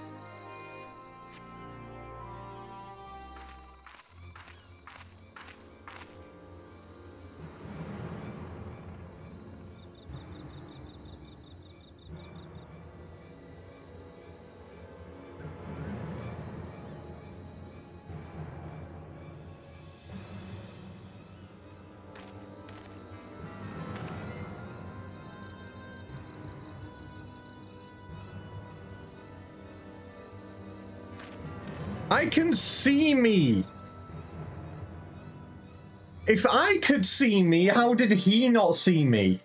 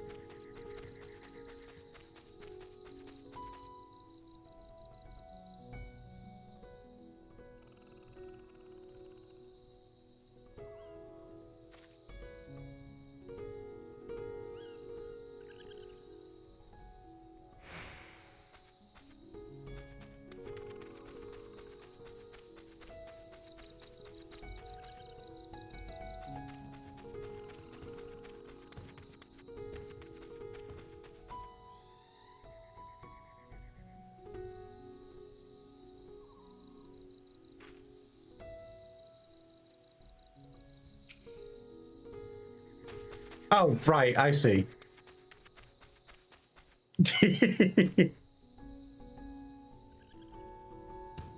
I was just like, are you gonna move?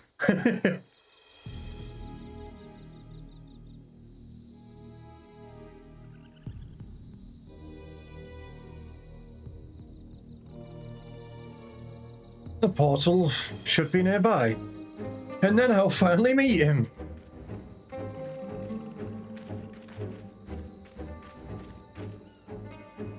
What? You're the hero who saved us in the final days. What are you doing here?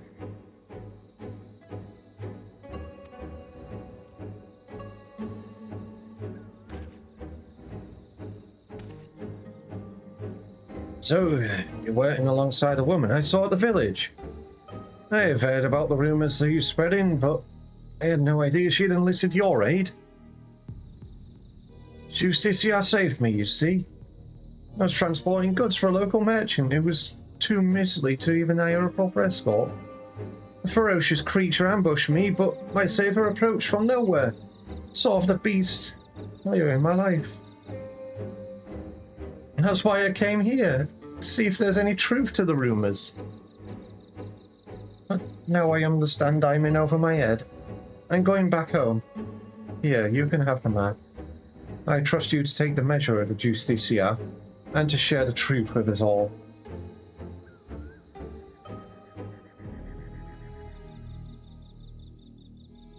Alright, we're going treasure hunting.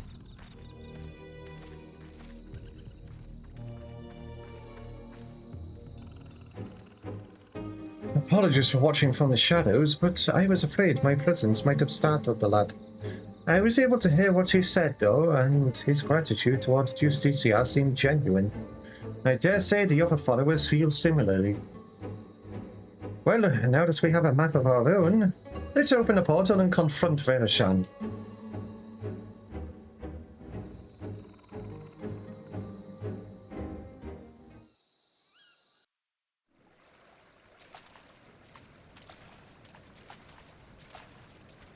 We're going treasure hunting.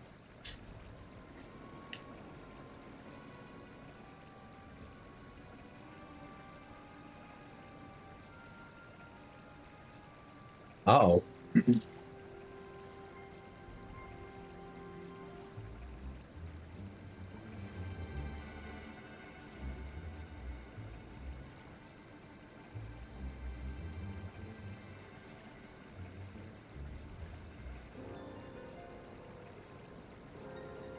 What a sight.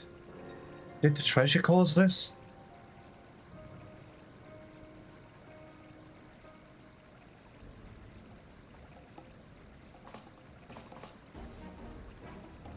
Oh my! If it isn't the hero who saved Radzatan! Nay, the world itself! I never expected someone so vaunted to attend my audience, but I am honored nonetheless.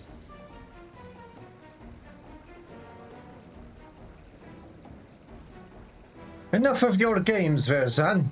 Stop this madness at once. After giving you such a warm welcome, these are the thanks I get? While 'tis true that I was once known by that name, 'twas merely a guise I wore until I discovered my true self. So long as I'm the masked hero of Radzatan, I shall not suffer any to call me Verzan. But that is your name, isn't it?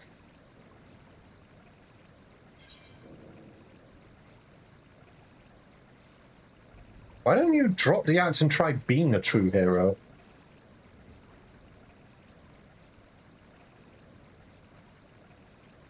A true hero, you say? Indeed. Perhaps casting aside this mask is the price I must pay for the adoration I am due.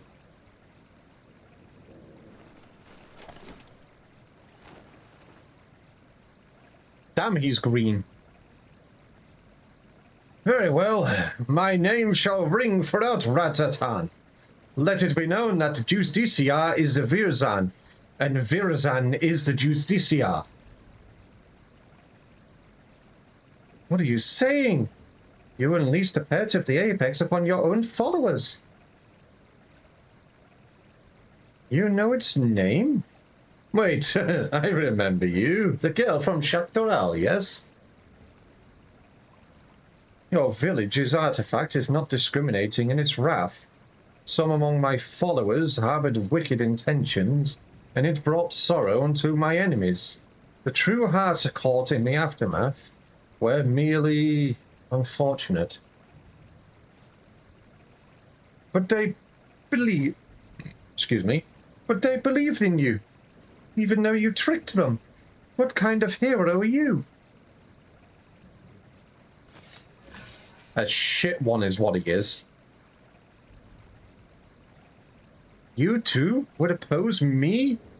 I thought that as fellow saviors we might find some common ground. Yet it would seem we are destined to walk different paths.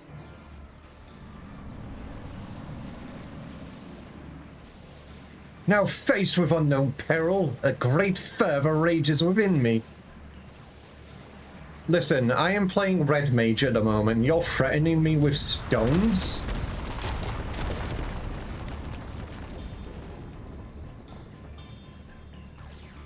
However, here is not where we shall match wits. No, a more fitting battleground is in order. We will meet again soon. You have my word.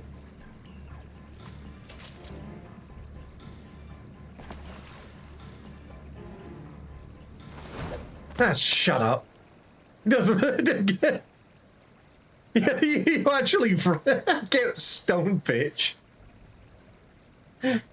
I'm more impressed that you actually managed to hit him. Good throw.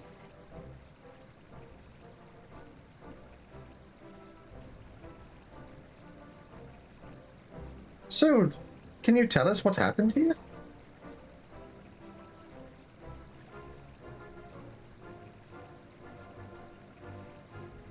He gathered us all around and made a grand speech, claimed he was the hero that would drive back the flood of fiends threatening Fafnir.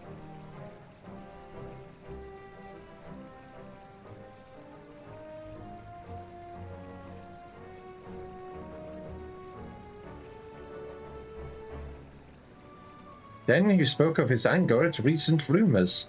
He told us to go forth and repair his damaged reputation, so that the people would love him again. What is going on?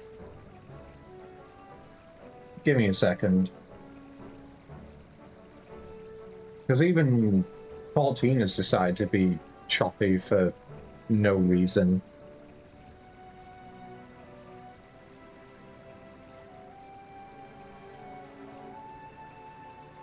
Fuck is going...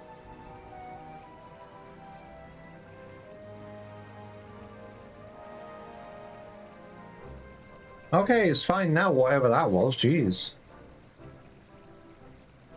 Then he spoke of his anger at the recent rumors. He told us to go forth and repair his damaged reputation, so that the people would love him again. He became quite impassioned, in fact.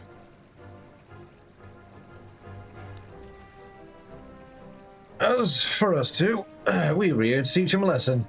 Had no time until his back was turned, but we couldn't stomach his self-righteous drivel any longer. He acts like he's a god come to grace, Fafnir, but most of his people grown wise to his tricks, including the Radiant Host. We stepped forward and told him as much, then demanded he admit he's been pulling wool over everyone's eyes. That's when he started waving that thing about. We soon learned that the rumors of its power were true, and rocks started falling down around us. Even us true believers were not spared. There was nowhere to run. The Justicia said such power cannot be fettered, and that sacrifices are unavoidable. And all the while, he was laughing. We pleaded with him for mercy, but that just made him angrier. He flourished the object again, and yet more rocks assailed us. It was horrible, stones big and small raining down endlessly, until you two appeared, that is. Thank you for telling us what happened. I only wish we could have arrived sooner. Now, just to set things straight, it was you two that brandished your weapons first, yes? Well, I won't deny that, but we were only trying to bring the truth of his misdeeds to light. Though we might have had some personal scores to settle on top of that. Before I left Parakistan, I asked the Radiant Host there to look out for anyone returning from the wilderness. I suggest you head there and seek their aid. While you're there, share with them what you just told us. And as for the pair of you, don't even think about running away, you'll have us to deal with.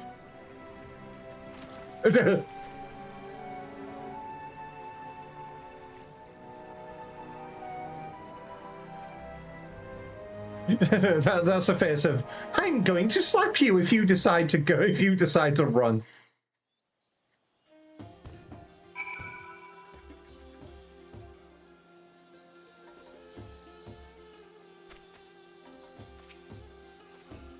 Everyone has returned to the care of the Radiant Host. As for those ruffians who meant to attack Verizan, it seems they had a history of violence for which they may soon answer. Several among Verizan's followers were dealt serious wounds, but we can be grateful that none lost their lives. It's exactly as the old saying describes. The master of the Apex shall be showered with good fortune, yet leave only sorrow in their wake. That but sorrow certainly seems true at least. We can but hope that Virzan's spell over the people will be broken at last when the word of what transpired here becomes common knowledge. Let that buoy our spirits as we return to Yedlimad.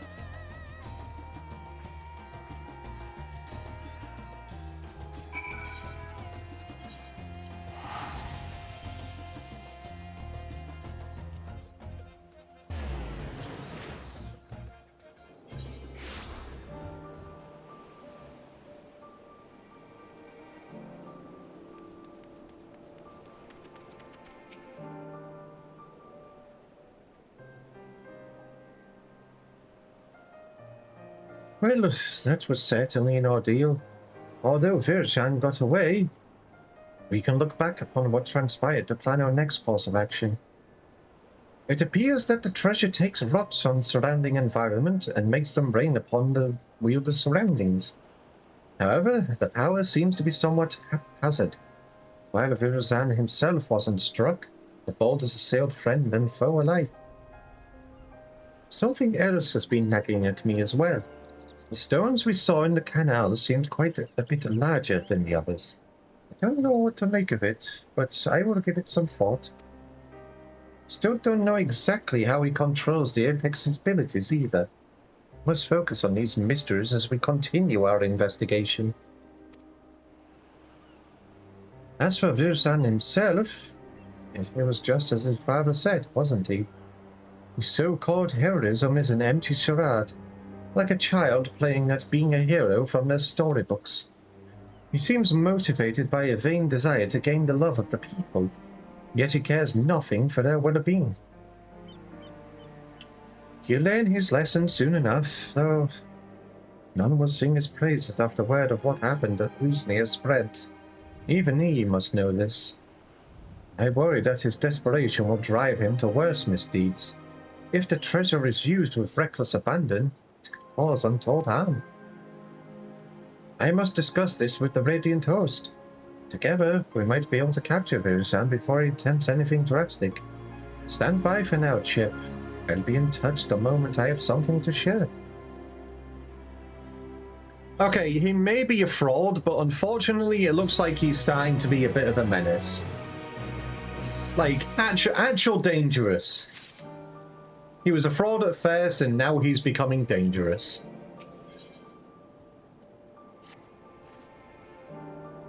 It seems Virzhan has been laying low since our last encounter. I'm sad to say, however, that my investigations have uncovered little. But still there's cause to celebrate, for I've received a letter from my mother with good tidings. My father has finally awakened after the grievous wound dealt to him by Virzhan. He's well enough to travel to Tuliolo, in fact, and may have already arrived.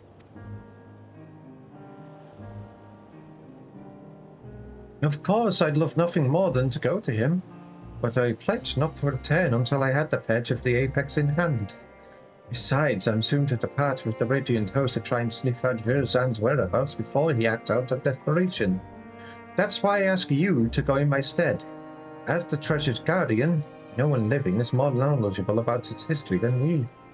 If you share with him all that's transpired since we began our search, you may be able to point out something that we've missed. I know it's a lot to ask, Chip, but the safety of Fafnir depends on it. And please, give my family my regards. My mother should be able to tell you where in Tuliolo my father is staying. Once you're finished, let us meet in the Ephraite Plaza and at hand to share what we've learned.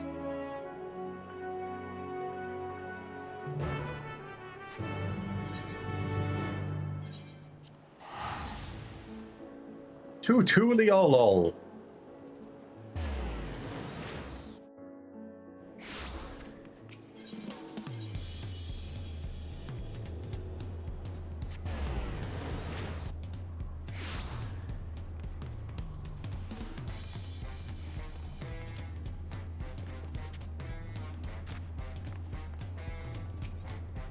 Hello, sussy. Oh, if it isn't Chip, but I don't see Tabike with you. Did you come alone? I'm glad to hear my letter arrived safely. Tabike seems to be tenacious as ever in her search. Her father, Letzi, has already arrived here in Tuliolo, but has barely stayed in one place since. He seems desperate to help Tabike from a distance in whatever way he can. He told me he was traveling to the Panari Yanoan plain in search of information he assured me was quite vital. If you wish to speak with him, he'll doubtless be in the area.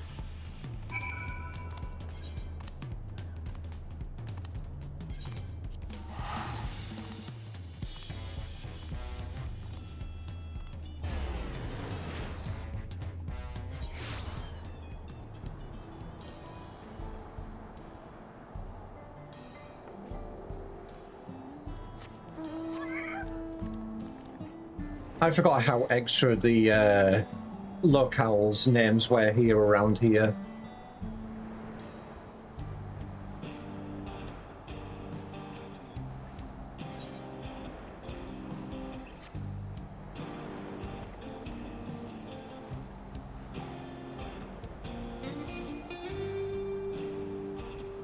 There we go. Ah, okay. Bitch.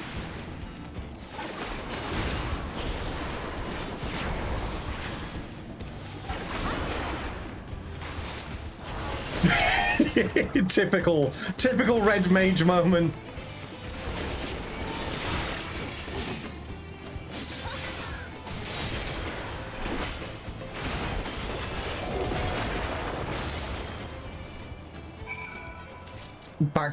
Backflipping into danger.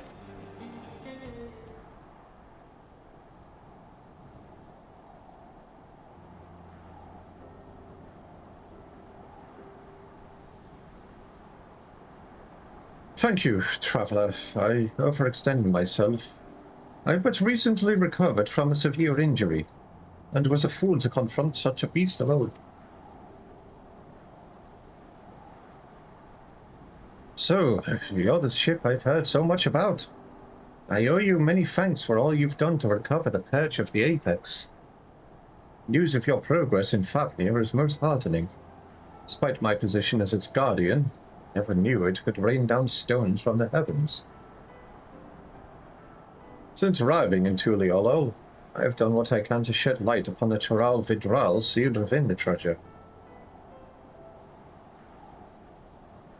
After the nations of Toral were unified, some left our village to build new homes in the city. I sought them out to see if they know anything of use. Unfortunately, none could offer insight into the treasure's magics, but one of them told me that the owls lurked around this place.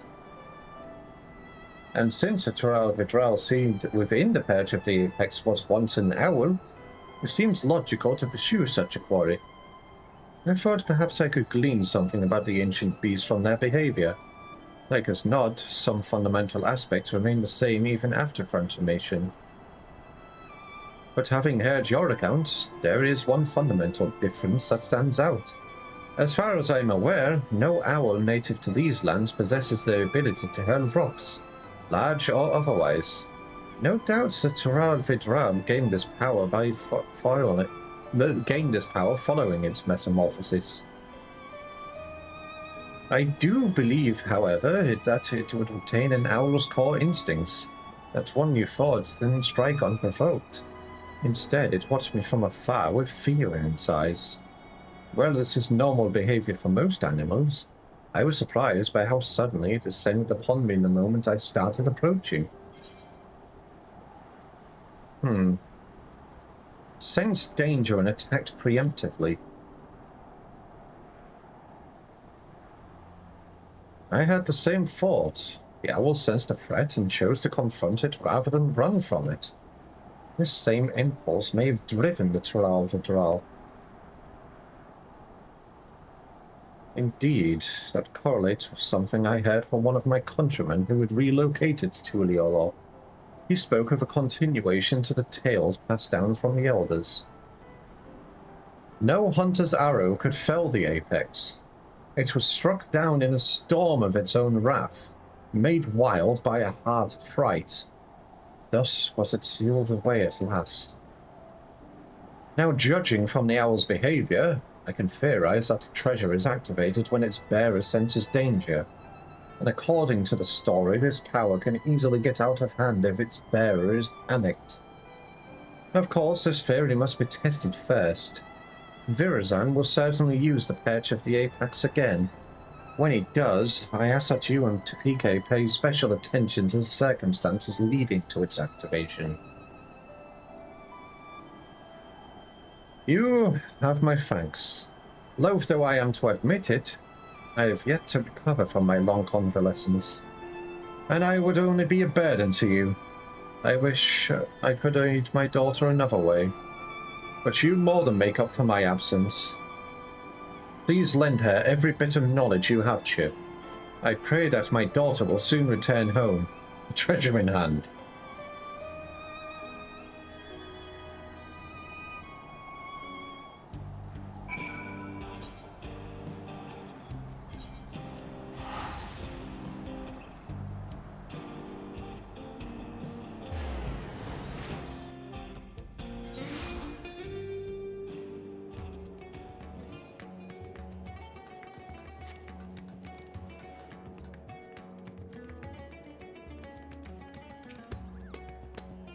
Chip, you came just in time.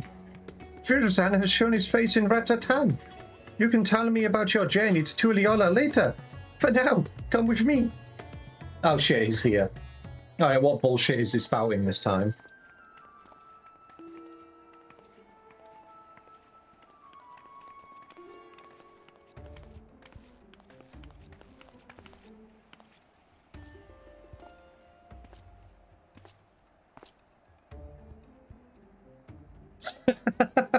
Are you surprised?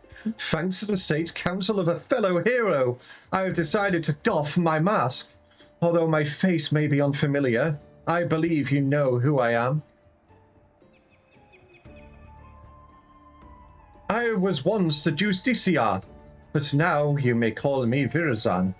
I am Favnia's protector, its savior, its hero. You may have heard salacious rumors that I have orchestrated the very attack which I so valiantly drive back. That I was behind a catastrophe at the Uznia canals. I am here to assure you that those false aspirations all are cast by those who are envious of their betters. I give my life for this fair city and its people, and I would give more still if I could.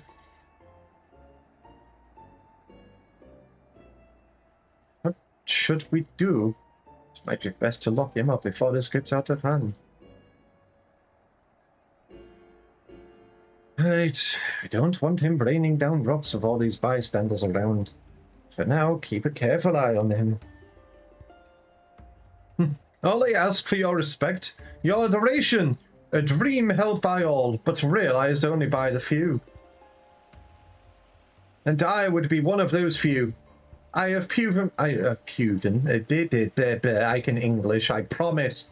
I have proven myself worthily. Alright, that's it, stream's over. I need a drink. What is going on today, man?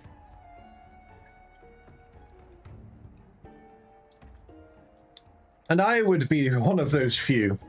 I have proven myself worthy of being your savior. And now, with an entire city watching with bated breath, I shall declare my intent to reach even higher.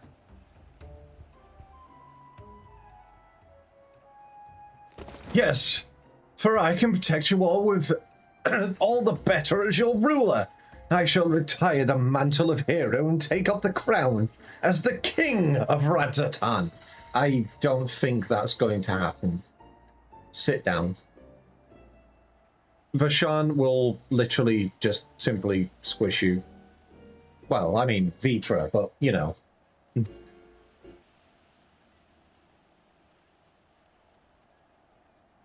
Nobody's buying your bullshit. Sit down. The bastard's gone mad. I wield power unsaleable.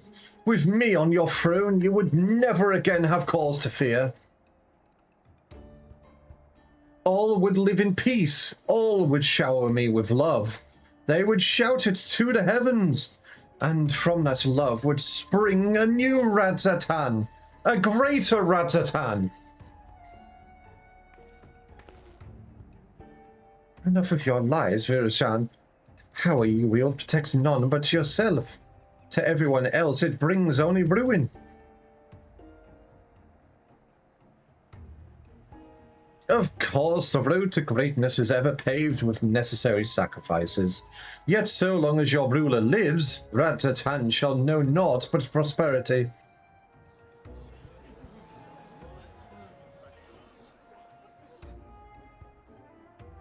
You think you're better than Master Vitra? He bore this city and its people on his back, while you look fit to collapse under the weight of your own armor. You're no leader. You're a damned joke. Does this man speak for you all? Is there none among you who would follow me into a brighter future? But I am nothing if not magnanimous. Until you find the wisdom to accept me as ruler, I shall continue to stand vigilant as your eternal shield. Stop this, Virushan. You're only making it worse for yourself.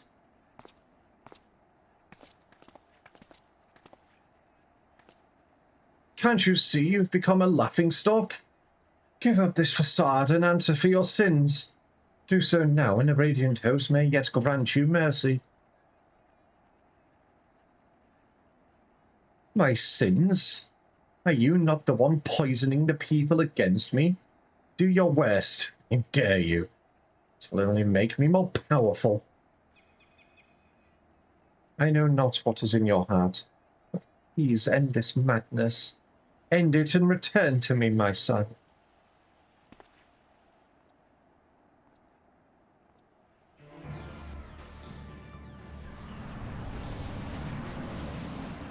Okay, now he's just being a bitch.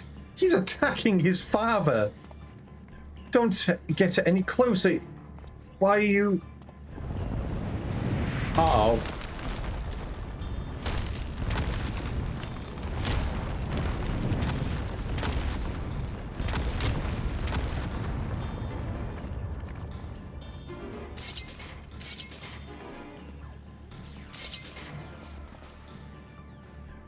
Don't.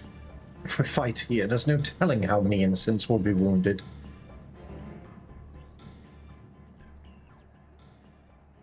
Pathetic as ever. I tire of this farce. I have declared my intent to become king of Radzatan. As for you two, this is no place for a battle between heroes. We shall meet again, mark my words, and then we shall decide who is the mightier.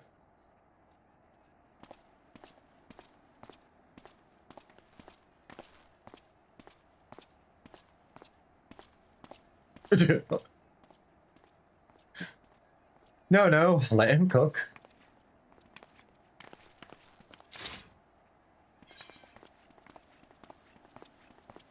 Can't risk confrontation in the city.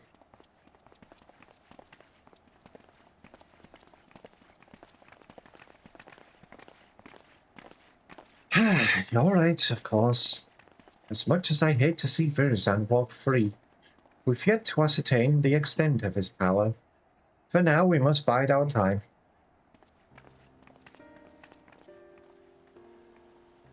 I noticed that despite all his proclaimed love for his people, he didn't even look back at them as he retreated. Perhaps he couldn't bear to look at them in the eyes, or one of them at least.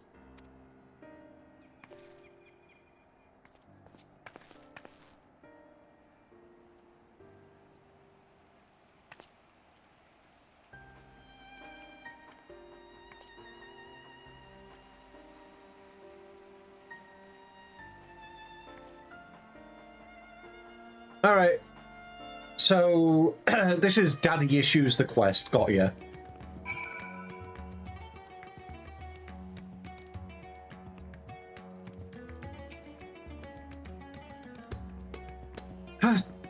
Was a disaster. Verzan is truly lost. At the very least, he's committed himself to fomenting unrest within Ratatan. And although he's my son, I cannot condone his actions. His words are grand but empty, and that ridiculous armor is nothing more than gaudy decoration.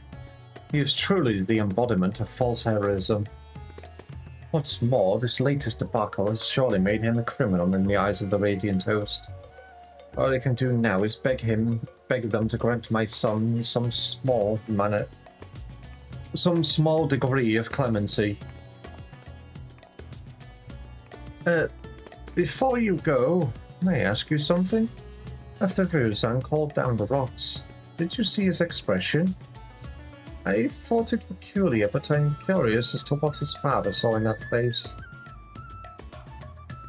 Aye, it was a familiar look. When I used to scold him for losing himself in make-believe, he would get that same cast in his eyes. A look of petulant rage, as if he resented me pulling him out of his reverie and into harsh reality. He hasn't changed. Apologies, but I must go.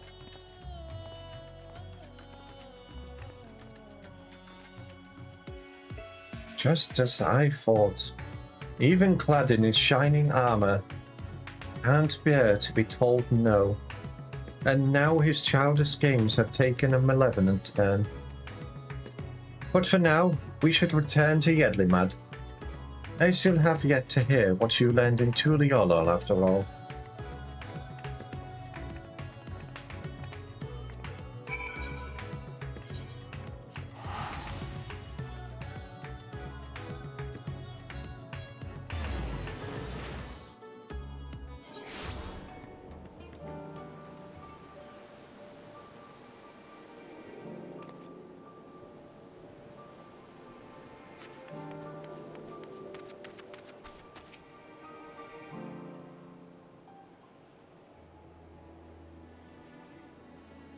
Now that we have some room to breathe, I'd like to hear about your journey to Tyrol.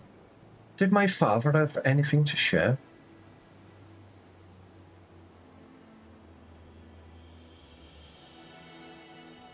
I'm heartened to know he's well enough to go chasing after owls and such. Though I'd wish he'd take more care. Thank you for saving him, and for bringing me this theory of concerning the treasure. If it really is triggered by a sense of impending danger, that might explain why Verzan had trouble using it the first time. He wasn't truly afraid that small fungi until it was almost upon him. It also explains how he can wield the Apex's powers despite having no training in magics. It responds to emotion, not intent. So much is falling into place. He goaded the Radiant into apprehending him, because he knew the threat would be answered. You saw how nonchalantly he quit that plaza, almost as if defying someone to stop him. Verzan truly believes himself to be untouchable. I think his words and deeds align with the theory well enough. As for that curious fragment of a story, it seemed to imply that Troll Vidral lost control in a panic. Perhaps its strength grows in proportion to the danger it senses.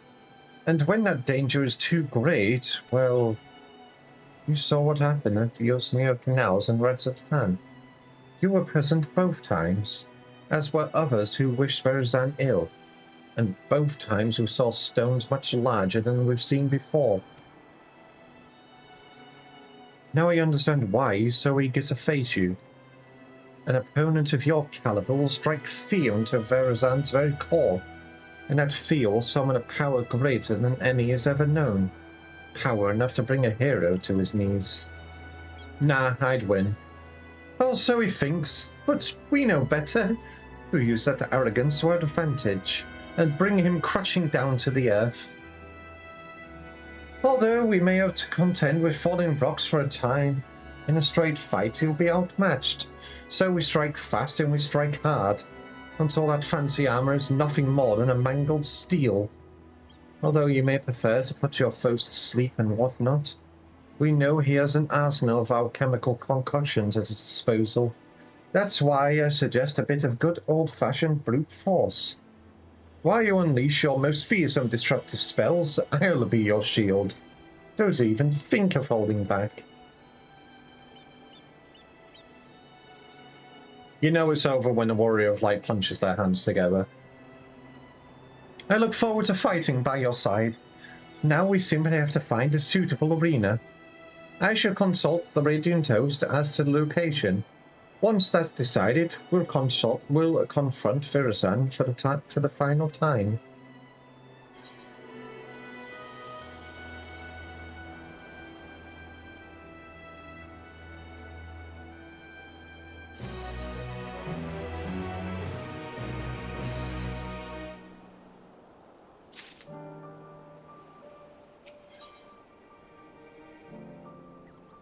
We're ready to tear down a false hero. Let's go beat him up. You'll be pleased to know that the Radiant Hosts were most helpful in finding a place fit for a duel. When I saw it, even I began to believe our encounter would be one for the songs. Speaking of which, it seems your name is at the lips of all and sundry. The people already consider you the true savior of Ratatan, and believe you will bring Virazan the deceitful to justice. We apologize for putting so much weight on your shoulders, but something tells me you're used to it. The final showdown shall take place in the mountain pass leading to Khadgar, where great crystals will stand as witnesses to its conclusion, suitably romantic and suitably isolated. The Radiant Host has spread word throughout Favnir that the heroes have risen to challenge Virazan, and his pride will force him to answer. The entrance to the pass is at the Giant Skull grounds. Let's head there at once to await his arrival.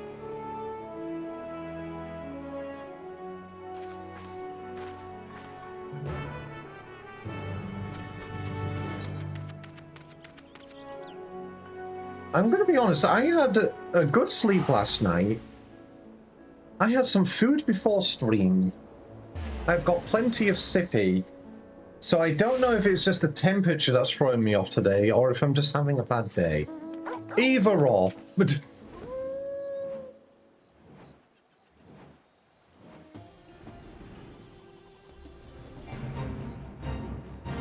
though the food I had wasn't much, I'm doing some food shopping with Itchy later.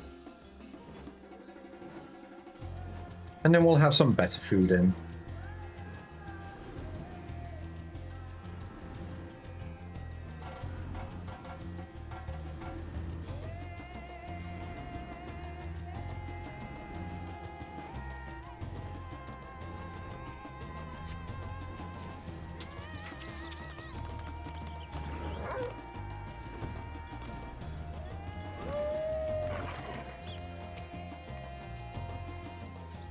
Shramel here has opened the way towards Khadgar. I'm certain Virazan will arrive before long. My name will wipe that arrogant goblin off his face. Bonk? Why are you bonking? But first, we should check out our gear and gird our loins for battle. Are you ready, Chip?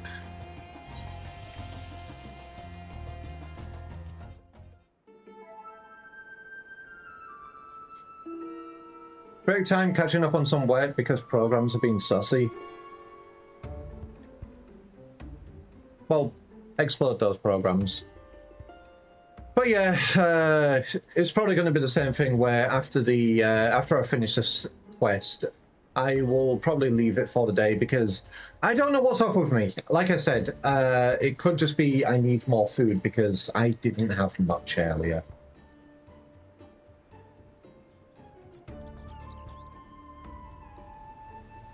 And I need a bit more, but I am going for I am going food shopping after this.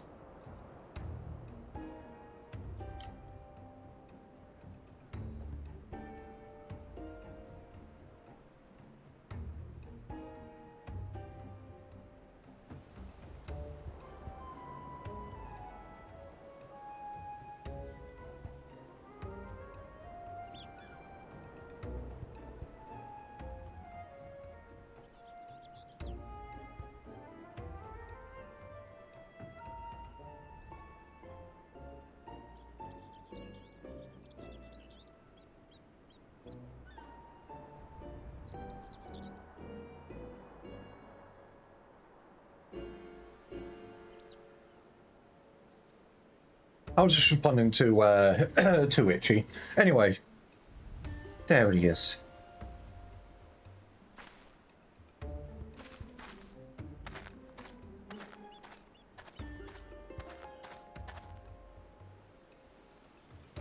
Through the craggy peaks of Katga, desolate winds blow over the field of battle. Oh, what a fitting location you have chosen for the conclusion of this legendary rivalry.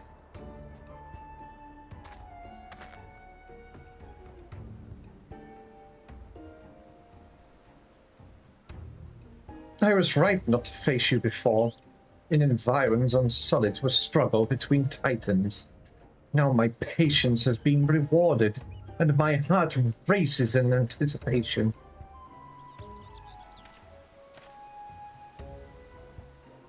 Pull that smile away. I knew you would answer our challenge. You would never be able to stump the people calling you craven.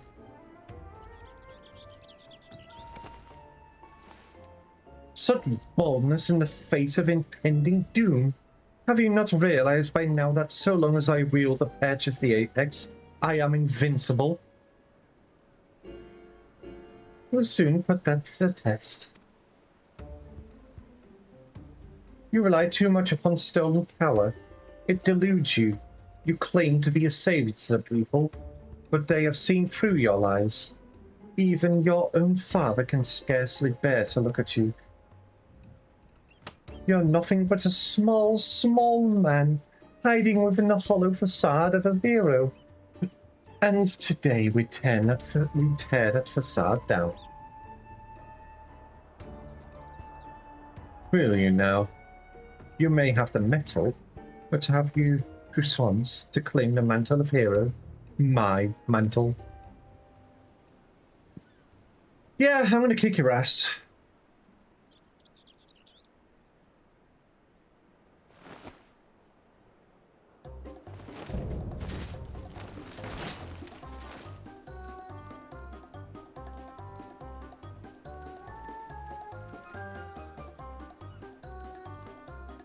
Time for words is past. Follow my lead.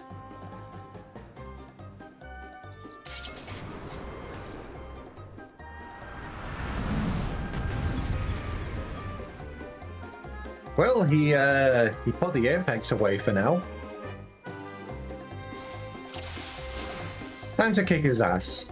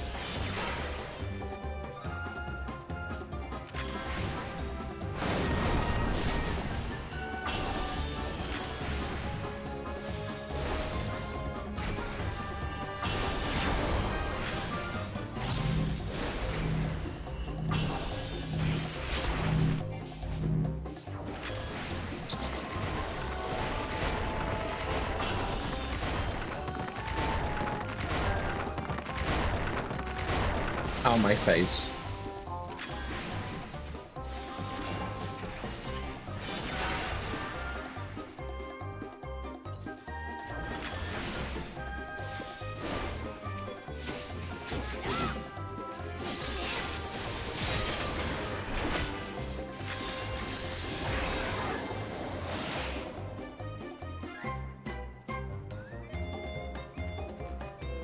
You want to draw?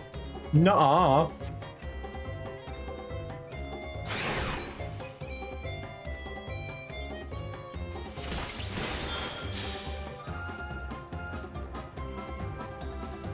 He's dazed. Kick his ass.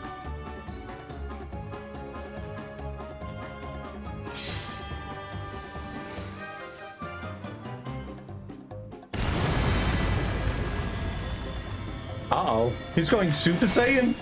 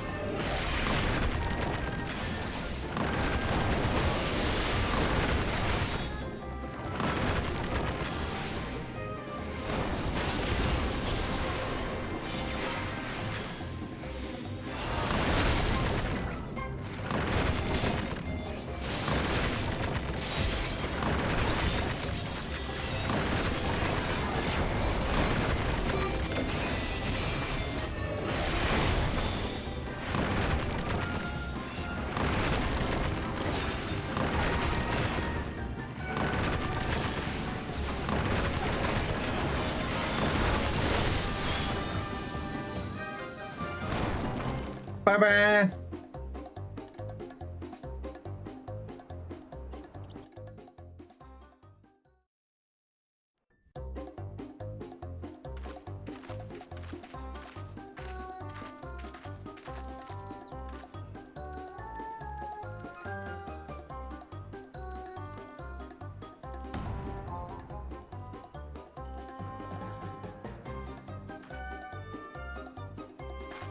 He's out cold. Now to take back treasure. What? This can't happen. A hero never falls. I must retreat. Yes, a tactical retreat. A noble retreat. So that the Justiciar may live to save another day. Gone.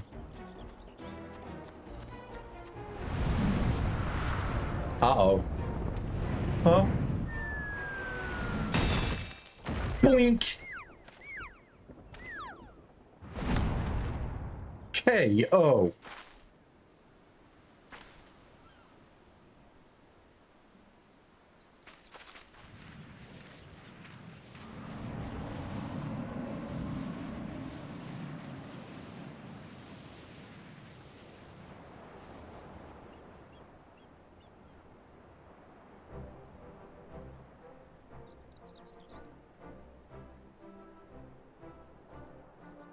I suppose the apex wasn't finished yet. And it seems that Virzan, in his cowardly haste, neglected to look skyward. Was it an unfortunate accident?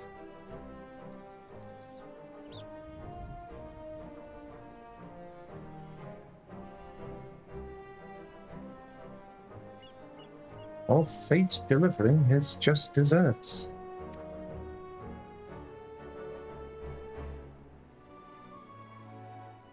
He's got a little bit of a concussion. He'll be fine, right?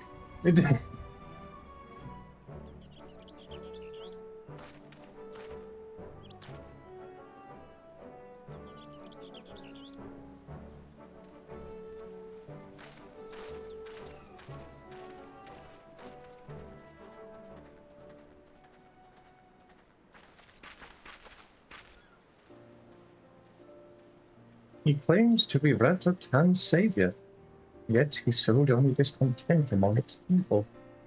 Perhaps some days in a sunless jail will give him time to reflect upon the error of his ways.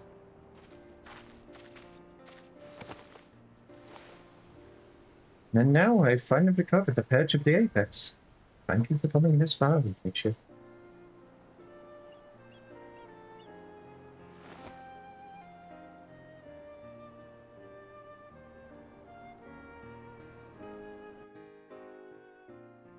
You're in a mall, you have something to show you when you're home. Surgery didn't happen due to massive panic attack.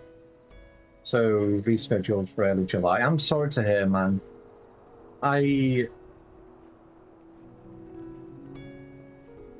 will talk to you later. I'm gonna end stream soon after I finish this quest. And I hope when the surgery happens again that you're able to keep calm and it happens for you. I'm sorry to hear, man. And I'm looking forward to seeing what you have shown me.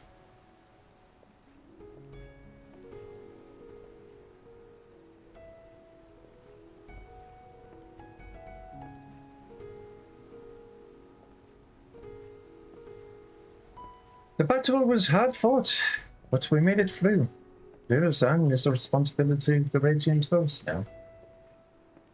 And now that I have done what I pledged to do, I must return home and bring the good tidings to my mother and father. Yet before doing so, there are many others I must find. In the meantime, can I count on you to meet my family at Tuliolo? For one final farewell? My parents would surely be glad to see you again. Hi, Unsa. I'm gonna be ending the stream after this quest is done because I'm not feeling the best today. I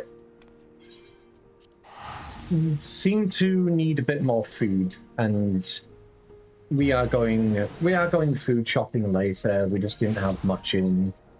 I haven't eaten well this morning, so I believe that's the cause of what's going on.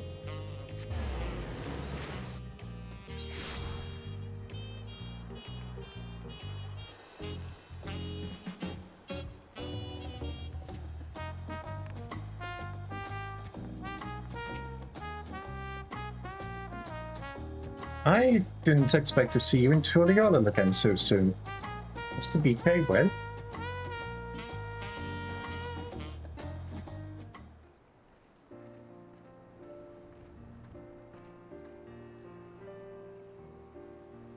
She really did it. The man who stole our sacred treasure will answer for his deeds. Father, Mother, it's good to see you. I'm sorry Chip's already told you what's happened. I couldn't retrieve our treasure without him. So, we've heard. Yet Chip also told us your wits and bravery were essential to your success. On behalf of our whole village, I thank you for guiding TPK in her quest, Chip. Now the perch of the apex must be returned, but under careful guard once again. The story of the Toral Vitral's demise proves that we are not meant to wield the power as our own. I'm sorry, Father, but I disagree. Once I return to the village, I want to tell everyone what happened in Fafnir.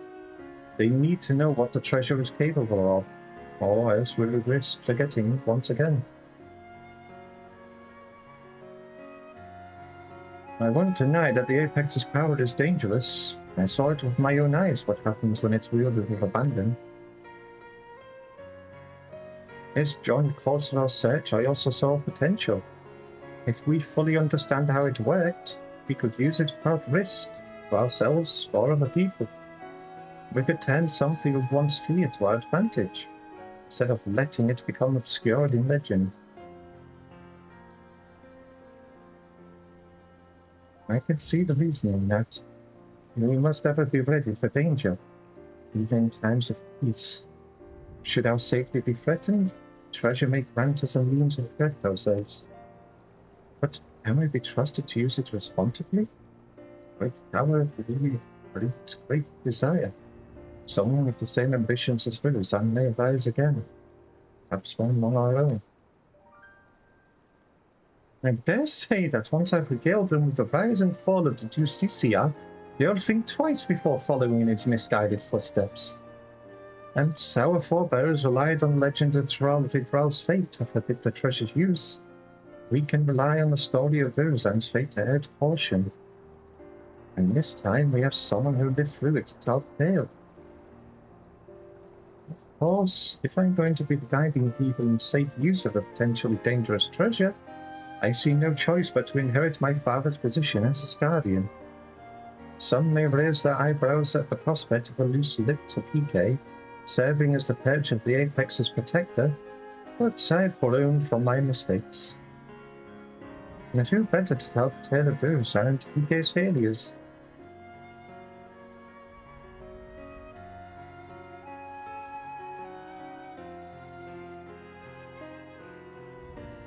The only mistake was in trusting Virzan, same as I and many others. But unlike him, you have the willpower to overcome your own failings.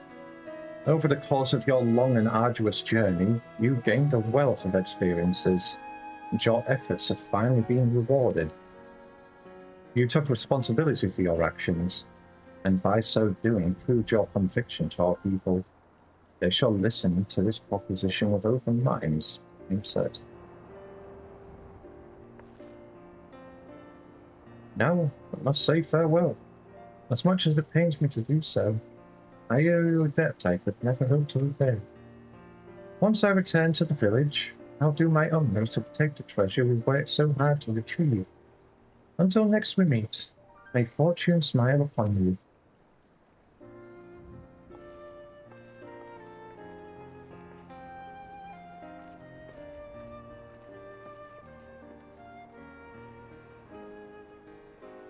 And only one role quest remains, which I will be doing next week.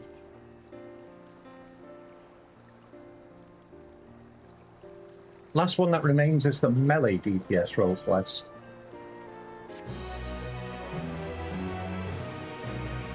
But yeah, as I said, I'm going to leave it here for today. I hope everybody has a wonderful evening. I will be back tomorrow with more Final Fantasy XIV. I will be doing it a bit later in the day, around 3 PM my time, so 2 hours past the usual stream start time for everybody else. In the meantime, have a wonderful evening, and the Dag V will be back tomorrow.